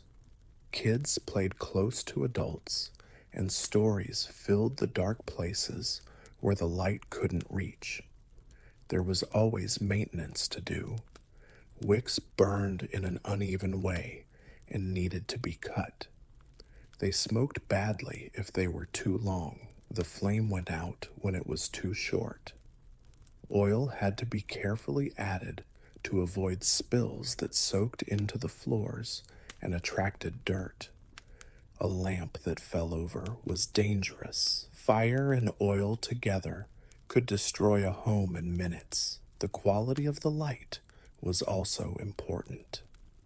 Oil lamps made a warm yellow glow that made harsh interiors feel more welcoming. At night, painted walls looked more expensive. The mosaics shone softly. The shadows that moved across the ceilings made the still rooms feel alive. Even though the air got thicker with smoke, the illusion of comfort got better after dark. Nighttime routines changed with the light. The work slowed down. Eating happened before. When oil ran low in the winter, sleep came sooner. The people in the house got up and went to bed based on the sun and the fire. There wasn't a lot of light in Londinium, and it wasn't easy to find. It was managed, limited, and respected. The house didn't feel empty when the lights went out and it got dark again. It felt like it was on hold, waiting for the gray British morning light to come back. There was one thing that could not be hidden, no matter how carefully a Londinium house was decorated. There was no bathroom for guests. Roman hygiene was public, practical, and communal, even when it happened near home. There were no toilets in most houses. Instead, people used shared latrines, found down the street, under apartment buildings, or close to public buildings. These were stone or wooden benches with holes cut into the tops that were placed above flowing water or drainage channels. There were no walls. People didn't expect privacy. You sat next to whoever came in at the same time and went about your business as usual. People who live in bigger homes or apartments may have their trash go into a cesspit or sewer channel that leads to the street. This was easy, but not at all fun. It was easy for smells to get around. Blockages happened a lot. People were always worried about maintenance, and if one household didn't do it, it quickly affected the whole building. Water, when it was available, helped wash away waste, but Londinium's systems weren't as dependable as those of older Mediterranean cities. Heavy rain made the drains overflow. Dry spells slowed the flow. The outcome was inconsistent, sometimes good and sometimes bad. These limits were shown in how people cleaned. People didn't use a lot of water inside. People didn't bathe fully at home. They went to public bathhouses. In the house, washing meant using basins, cloths, and cold water. Not hiding trash, but taking it away. Hygiene was more about management than getting rid of things. There was no toilet paper. Instead, a shared sponge on a stick was rinsed off after each use. It's best not to look too closely at this detail. This was normal behavior in the Roman world, and no one said anything about it. The method itself didn't make people uncomfortable. It was the cold stone seats and damp air that did. There was no way to avoid the smell. Latrines were loud, drafty, and not very nice most of the time. People who lived near them paid the cost. But being close also meant being convenient, and in crowded Londinium, convenience was more important than comfort. People today think that Roman sanitation was bad, but it was actually very advanced for its time. Trash was moved away from places where people lived. There were public systems and drains that let water flow through, but life was close, shared, and fragrant in ways that can't be romanticized by today's standards. In Londinium, civilization included taking care of trash, but it did so as a group. Everyone was responsible for keeping things clean. Privacy was a luxury that few people expected or even wanted. If smoke was the thing you couldn't see inside a Londinium house, noise was always there. There wasn't much silence. The walls were thin, the floors carried sound, and the houses were very close to each other. You had to live with everyone else's life if you lived inside, whether you wanted to or not. Sounds came from all directions. There were carts rattling over stones, vendors yelling, boots splashing through puddles, and the constant hum of traffic coming from the street. Talking, workshops that were part of homes added hammering, sawing, and grinding to the mix. Londinium didn't fully sleep even when it was dark. Someone was always awake, working, fighting, or coming home late. Noise traveled easily inside the house. Voices could be heard through doors and stairs. Footsteps echoed on the tile and wood. When a pot fell, it sounded like an announcement. There was no such thing as sound privacy. Families learned how to talk over each other, ignore things that couldn't be changed, and sleep through. Things that would drive modern ears crazy. You had neighbors every day, even if you didn't know them. You could hear their kids crying, their meals cooking, and their fights going up and down the walls. You could smell and hear business going on below you in the apartments above stores from morning until night. The line between homes was thin and flexible, and sound often crossed it. This closeness affected how people acted. People got up early because other people did. Sleep schedules had to match up. Disputes didn't last long. Private, which kept people from going too far. Everyone could tell when things were getting tense. At the same time, rumors spread quickly.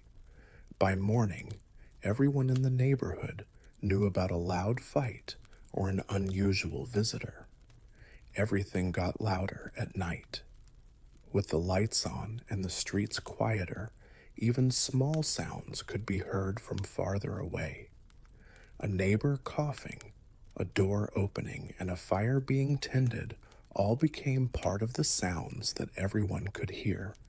There was never complete darkness or complete silence. But this noise made me feel safe. Silence often meant danger, fire, sickness, or being left behind. Sound meant that life was going on around you. You weren't the only one in the dark, damp, and smoky. Someone else was awake, breathing, and moving. The house in Londinium was not a place to get away from the city. It was the city that turned in on itself. People could hear noise all the time, which reminded them that life in Britain was crowded, communal, and hard to get away from, but not very lonely. When night finally fell over Londinium, the house didn't change into a place to sleep as much as a place of rearranging. Beds weren't always there. There were hardly any bedrooms as we know them today. Sleep happened wherever there was room. Most people slept on simple wooden frames or low platforms with straw-filled mattresses or wool-filled pads on top.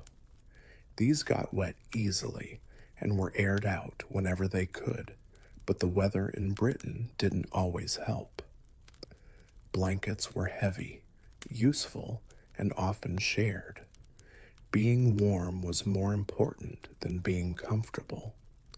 As night fell, the rooms changed their purpose. The area where work is done, or eating during the day, turned into a place to sleep at night. Things were moved around. There were changes made to the lamps. Every night, families talked about who would sleep where, based on their age, status, and needs. Kids slept in the same room. Adults took the warmest spots, which were usually the ones closest to the fire that was dying. There wasn't much privacy while sleeping.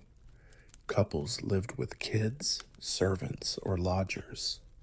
In apartment buildings, whole families slept in one room. There were sounds all night long: coughing, snoring, footsteps from above, and rain on roofs. Sleep was light, broken up, and easy to wake up from. Animals sometimes shared the same room inside. Small dogs that were kept as pets or to keep pests away slept nearby. Cats were free to move around and hunt mice that were drawn to food stores. People were okay with them being there, and some even liked them. People were careful with fire at night.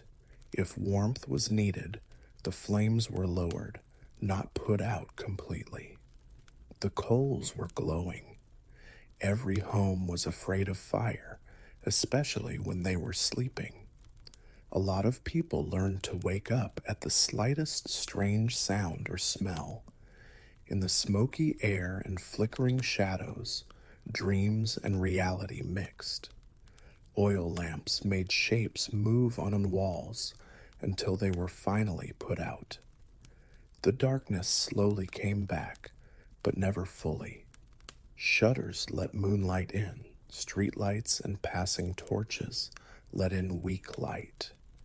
It was early in the morning. Through the clouds, light slowly came back, and the house moved again. The bedding was rolled up. There were stacks of mats. Space was freed up for work and moving around. Sleep was not an escape in Londinium. It was another. Shared activities shaped by too many people, the weather, and being careful. The Roman night was not quiet or private. It was just darker, closer, and still for a short time. By morning, a house in Londinium looked normal again, with wet floors, smoky air, and the muted gray light of Britain coming through the shutters. But everything in the room, from the painted walls to the worn mosaic on the floor, had a purpose. Even here, in the clouds, this was Rome. Living in a house like that meant always having to make compromises. Roman ideas of every day, cold weather, crowded streets, and a lack of resources made it hard to find order, beauty, and comfort. Olive oil was very valuable. there wasn't enough light. People still built, decorated, and organized their homes according to Roman customs instead of local ones, even though space was shared and privacy was hard to come by. That determination was important. A house in Londinium was more than just a place to live. It was a way to show who you were. Living like a Roman meant being part of the empire, no matter where you lived. Using Roman tools to cook and sleep in, Roman layouts, and walking on Roman floors made people feel like they belonged in ways that laws and coins alone could not. The house also helped people from different cultures get along. Roman settlers changed to fit in with British life, and British life changed to fit in with Roman styles. The result was not a perfect copy of Italy, but something stronger. The walls were thicker, the fires lasted longer, routines changed earlier to fit the weather. Rome bent, but didn't break. Archaeology shows this quiet strength. We find pieces like broken lamps, chipped mosaics, and soot. Stained plaster tells stories about everyday people instead of grand monuments. They show how the empire worked when it came to food, sleep, and living together. People who lived in Londinium houses didn't have much protection from rain, noise, or smoke. It did give you a sense of familiarity. In a faraway province, knowing people was power. It made foreign land seem easy to get around, safe, and eventually home. Residents took that identity with them when they went outside to the muddy streets and gray skies, and when they came back at night, they lit lamps and tended fires to make Rome come alive again inside wooden walls. In the end, Roman Londinium wasn't just about its forum and roads. It was also about the thousands of small, smoky houses where people lived, changed, and quietly insisted every day that Rome belonged here too. Boudicca was born into a world where kids weren't protected, spoiled, or put off. The Aini of eastern Britain lived outside, with cattle, open fields, and people who measured wealth in animals instead of money. Money. A child did not grow up separate from adult life. She grew right into it. The Iceni didn't live in big towns. Instead, they lived on small farms. Round houses were built of wood, wool, and thatch, and they were grouped together in a loose way. The insides were smoky and shared. From a young age, Boudica would have known how to live in a group. Voices mixing, animals nearby, and fires always burning. There wasn't much privacy. Being part of something was always there. Her family's status was important. The Aini were not poor, and her family probably had cows. The tribe's real money. Herds determined power, safety, and marriage options. Kids learned early on how to identify animals, keep them safe, and understand how important they are. Wealth was not an idea. It could get lost, get sick, or be stolen. As a child, Boudica would have been taught where she came from. The Aini cared a lot about oral history. Elders told stories about their ancestors, their victories, their mistakes, and the lands they owned. These stories were not meant to be fun. They were lessons. They told us who belonged where, who owed loyalty to whom, and why people were suspicious of outsiders. Women were not kept in the dark about this. Aini culture gave women a clear role in property, rituals, and power. Girls heard the same stories that boys did. They learned the same pride in their tribe. It wasn't crazy to think that women might one day be in charge. It was already in memory. Roman presence hung around the edges of this world. Rome wasn't fully in charge of Boudica's early childhood, but it was getting there. Power was growing. People who trade came through. There were rumors. There were shiny things, coins from other countries, and laws that were new to them. This caused stress for Aini families. A mix of curiosity and worry. Boudica wouldn't have understood politics as a child, but she would have felt pressure. Adults were careful when they spoke.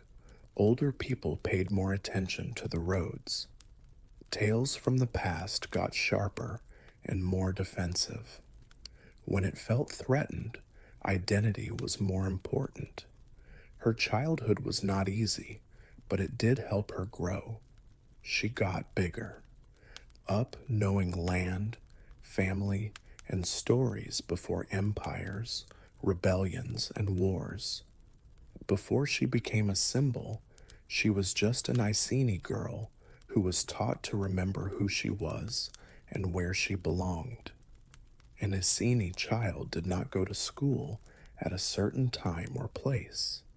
It happened all at once, everywhere. Long before anyone thought to call it teaching, Boudica learned by watching, copying, and doing. She would have been drawn into daily work from a young age, not forced, but expected. Kids followed adults into fields and pastures, learning routines by doing them over and over. They learned how to walk through cattle without scaring them, how to tell if an animal is sick by how it stands, how to honor the fences and boundaries that kept tribal wealth safe. Mistakes were fixed right away, and sometimes very harshly.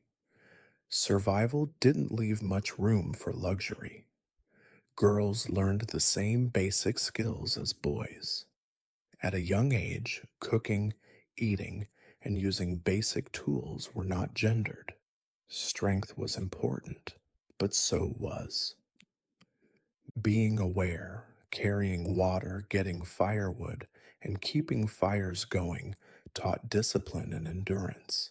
It was always cold, rainy, and muddy.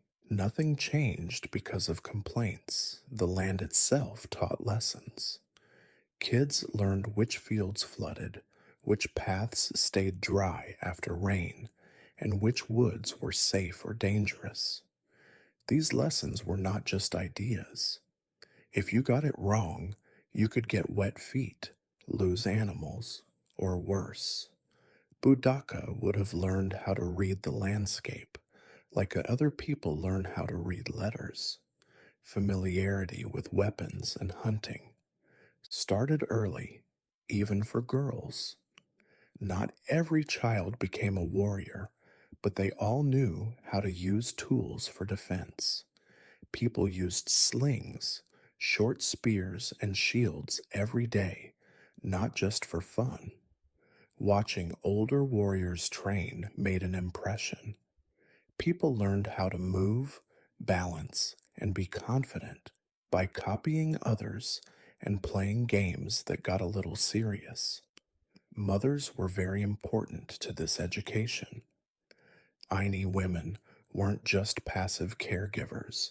They managed resources, made deals with family members, and shared useful information. A girl learned not only how to stay alive, but also how to stand up for herself in both physical and social situations. Roman ideas also made their way into these lessons. People started to have things that were brought in from other countries.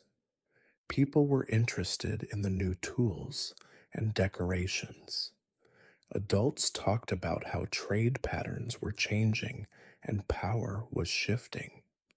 Even when they acted like they weren't listening, kids did. By the time Budaka was a teenager, she had already learned the basics of her education. She knew her land, her people, and what she had to do. No other classroom could have done more.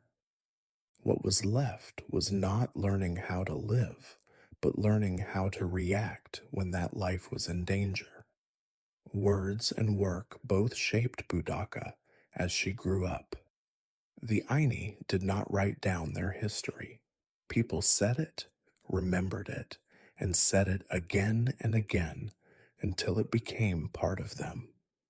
Evenings around the fire were like classrooms where people learned things and strengthened their sense of self. Elders had power not just because they were older, but also because they remembered. They told stories about their ancestors, moving, making deals, and breaking them. People carefully recited these stories, often with ritual accuracy. Names were important, places were important. It was dangerous to forget because doing so meant losing your claim to land or honor. Budaka would have heard these stories when he was young. She listened as grown ups named rivers and hills and talked about why they were important. Some places were linked to wins or losses. Others marked sacred spaces or burial grounds. Being a part of this memory geography was important. A kid who knew the stories made her feel like she knew what she was doing. These oral traditions also told people who their enemies were. At first, Rome seemed like a faraway power that was strong, strange, and not completely hostile. Stories told about other tribes that had fought against or worked with outsiders. The lessons were never easy. People were told to be proud, but not to be careless. You needed both strength and common sense. Women were a big part of these stories. History did not erase Aini. There were warrior women, wise negotiators, and fierce guardians of family. This was important. Budaka didn't grow up hearing that only men could have power. She heard a lot about how leadership could look different and how bravery wasn't limited by gender. Rituals helped people remember things. Every year, the same stories were told at seasonal gatherings, feasts, and ceremonies. Kids learned when to be quiet, when to speak up, and when to pay close attention. Being a part of something was more important than doing well. These moments made people feel like they were part of the group. Roman stress made these traditions even more important. As Roman laws, taxes, and military presence grew, elders told their stories again, but this time with more force. You had to defend your identity with words before you could defend it with your body. Boudica took all of this in. She learned who her people were not by being taught, but by being around them. The past wasn't far away. It was alive in voices, gestures, and rituals. The stories were no longer lessons by the time she grew up. They were part of how she thought. Budaka wouldn't have to look for motivation when things happened later that needed it. People had been telling her this since she was a child. For the Aini, being a woman didn't mean being quiet or alone. Boudica grew up seeing women work, fight, negotiate, and put up with things. People could see and expect strength. Girls learned early on that following the rules wasn't enough to stay alive.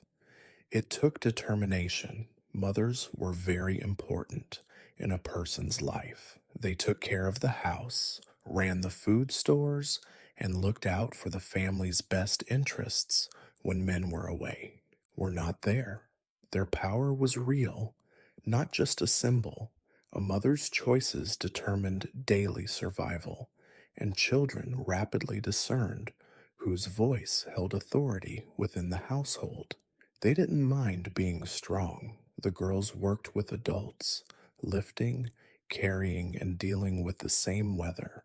They trained their bodies out of necessity, not because of their beliefs. Her family and community respected her because she was a capable woman. Weakness was not romanticized. Women also played important roles in the ritual and the council. They went to meetings, took part in ceremonies, and talked about things that affected their families. This visibility was important. Boudica would have seen women openly disagree, try to change other people's minds, and stand up for their beliefs. Authority was not just a theory, it was done. Stories make this real. Tribal memory included women who had led migrations, defended settlements, or helped make decisions in times of trouble. People didn't say these stories were unusual. They were shown as part of how things worked. Leadership was situational, acquired through action rather than constrained by gender. Roman culture was different. With the rise of Roman power, women had to deal with new expectations, different clothes, different traditions, and different rules. Roman women of high status were often more restricted, and their power was less direct and more subtle. People noticed these differences. Farini girls, this difference made their identities more clear. What outsiders thought was wrong or not feminine, the Aini thought was useful and honorable. Pride grew in opposition as much as tradition. These examples helped Boudica understand what it meant to be a woman.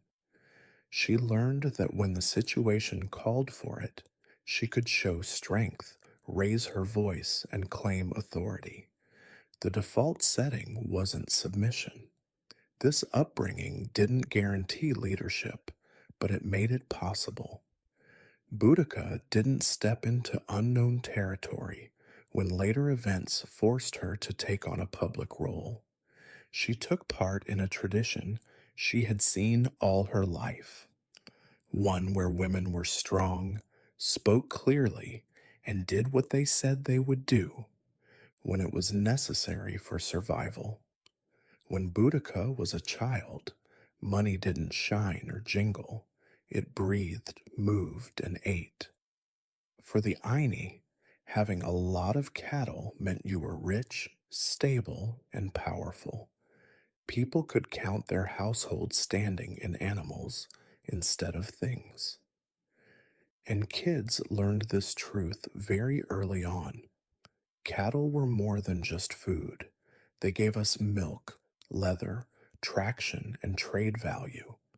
They could be given as gifts to seal alliances, traded to settle disagreements, or shown off to show status. Losing cattle was more than just being hungry, it meant being weak. Keeping them safe was a community goal, and kids learned which animals belonged to which family and why that was important. Boudica would have learned these differences by watching adults talk to each other. Talking about herds was serious and often tense. People kept an eye on the borders. People remembered the theft. Cattle promises were more binding than just words. This system changed how people thought about power. Leadership was not just power over others. It was the ability to keep safe. Resources, share them wisely, and protect the group's money. A leader who didn't do this lost support quickly. Kids learned this lesson without being told directly. Roman money came into this world in a strange way. Coins appeared that were shiny, easy to carry, and strange. Roman officials thought that money gave them power. The Aini thought it was confusing and less reliable than living wealth. You couldn't milk a coin. You couldn't see it grow. Its worth relied on systems from other countries. This was a topic of debate among adults. Difference in public. The kids listened. People would have talked to Budaka about trade, tribute, and duty. She would have seen suspicion grow around Roman demands that turned wealth from herds into numbers.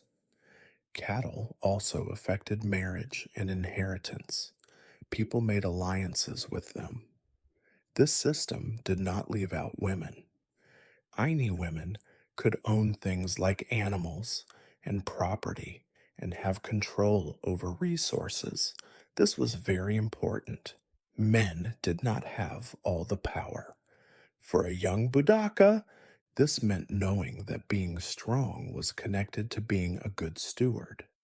Responsibility, not control, gave you power. A leader was weaker when they lost resources.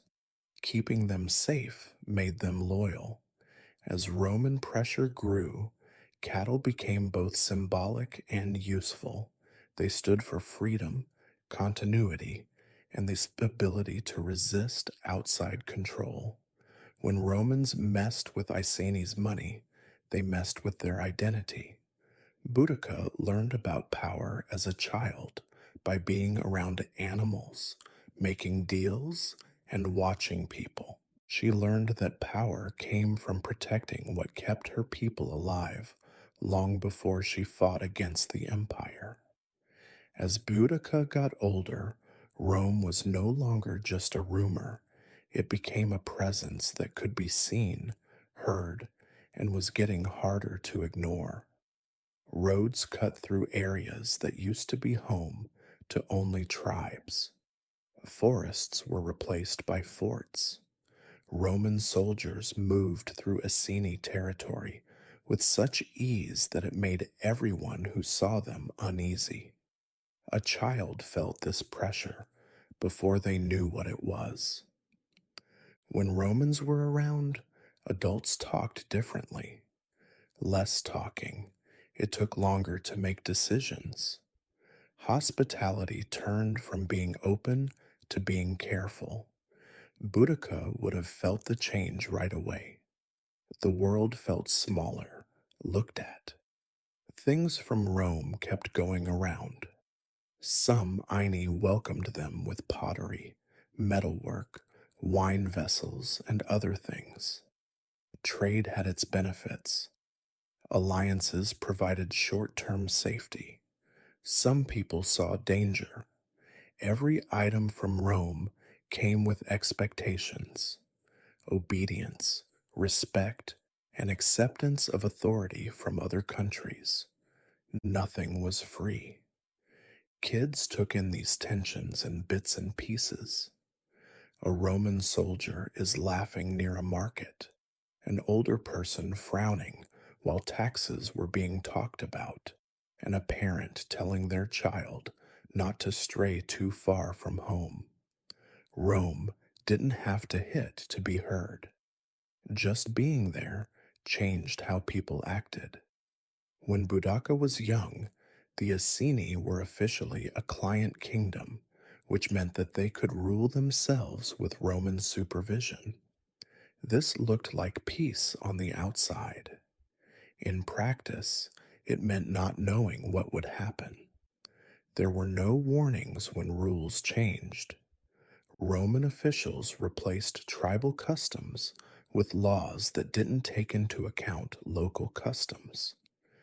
This was an important time. in the life of a young Budaka. She learned as a child that people in charge could come without warning, speak with confidence, and expect people to do what they said. She learned that fighting isn't always the best way to resist. Sometimes it meant sticking to old ways even when they weren't working. Roman views on women were also clear.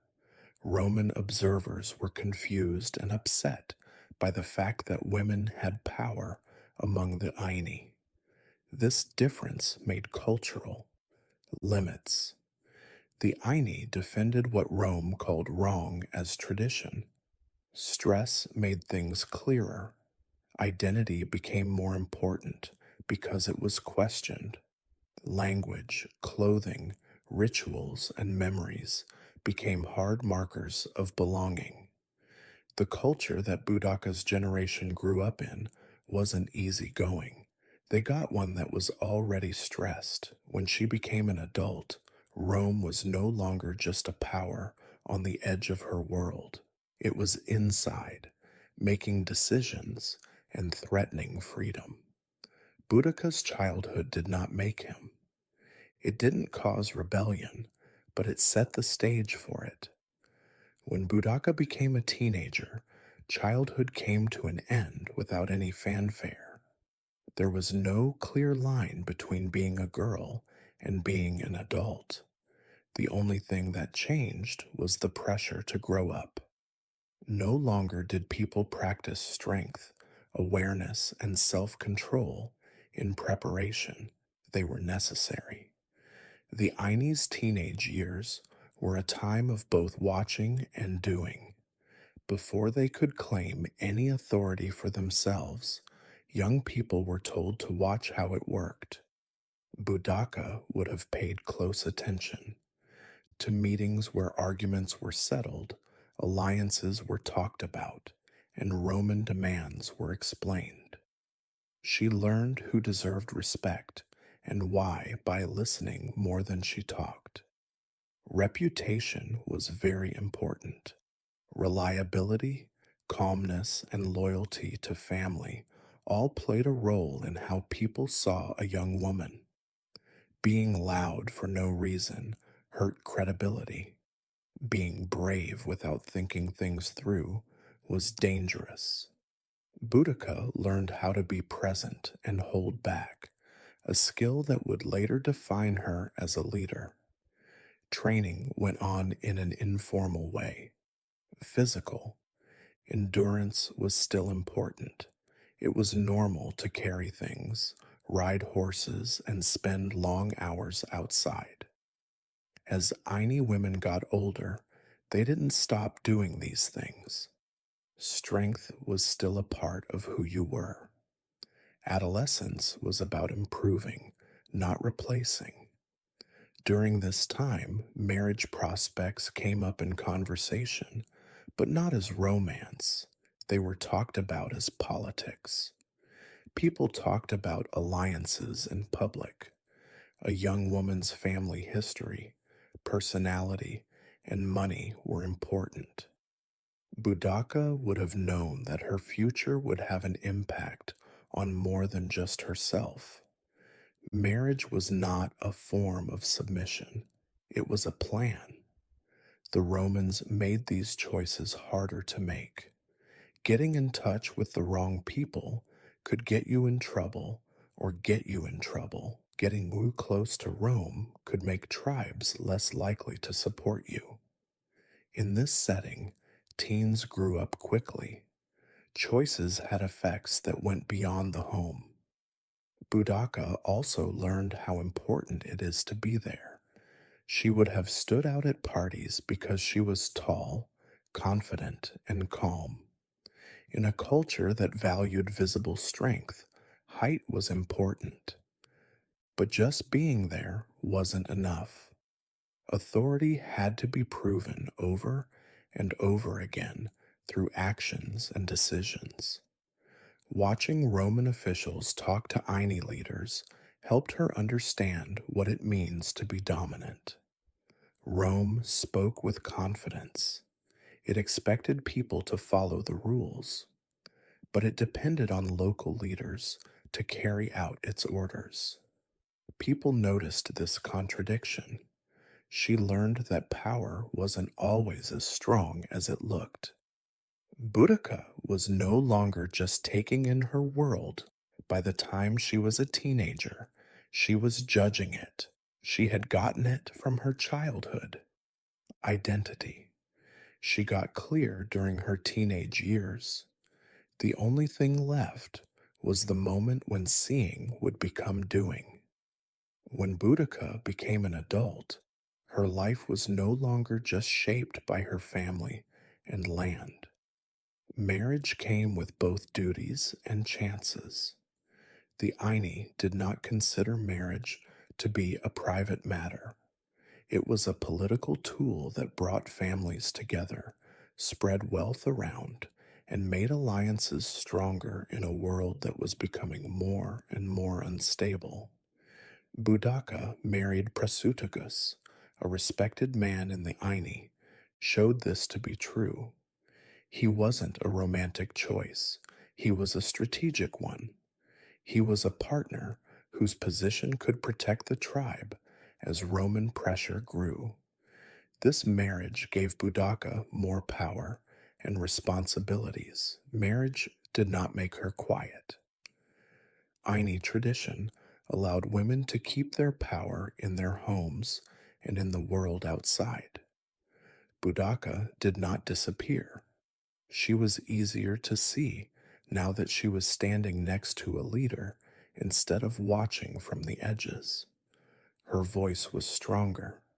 Weight because it was based on family ties, reputation, and alliances. Kids came along, which made her investment in the future even stronger. Being a mother made her understanding of power sharper, not softer. The defense of land, identity, and autonomy, once theoretical, became immediate. Roman interference was now a threat to not only tradition, but also her daughter's inheritance. The presence of Rome kept getting stronger. Client kingship provided a tenuous peace reliant on Roman sanction. Laws were more and more in favor of Roman creditors and people in charge. Iani's freedom got smaller with each agreement he signed under duress. Budaka saw these concessions pile up. This tension was also present in everyday life. Roman goods filled homes, but Roman power made relationships harder. There was both wealth and weakness. Roman tolerance, not just tribal strength, was what kept people safe. Budaka knew that this imbalance was dangerous. Marriage brought her closer to making decisions, but it also showed her how far she could go. Rome let local leaders, as long as they were useful. Respect was not always given. The freedom was only for a short time. The world got smaller for Budaka. Freedom in childhood turned into responsibility. Choices had more risk.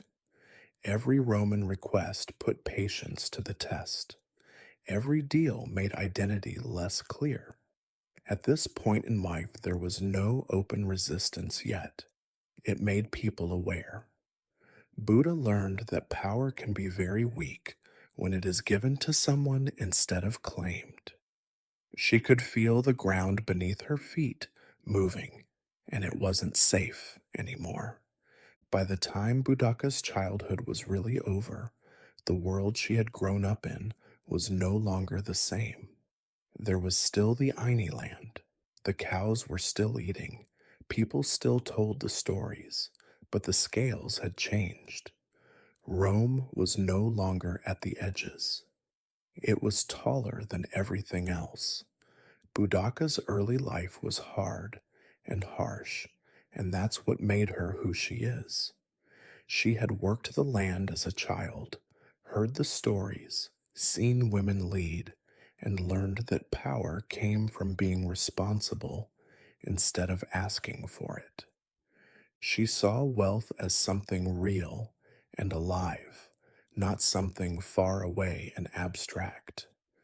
She had seen Roman power push inward, testing Aine's independence one demand at a time. Her childhood didn't directly teach her how to rebel. It taught her who she was. It taught her how to keep going. It taught her that real power came from the trust of her people and the defense of what kept them alive. Boudica didn't have to make up resistance when Rome finally crossed lines that couldn't be negotiated away. She understood that it was necessary. Every lesson she learned as a child led up to that moment. The oral histories that focused on memory and honor, the mothers who showed strength and determination, the cows that stood for freedom, the Roman pressure that made compromise feel like a loss of power instead of a gain. Roman writers made it seem like Boudica's later rebellion came out of nowhere and was based on feelings. It was in the ground. It came from watching power work fairly and unfairly as a child and understanding the difference. When her world finally fell apart, it did so along fault lines that had been there since she was a child. Rome may have thought it was making a province that would obey. Instead, it was making someone who knew exactly what was being taken away. There was a girl who grew up among the Aini before the war cries, the flames, and the speeches. And that upbringing made everything that happened after that not only possible, but also necessary.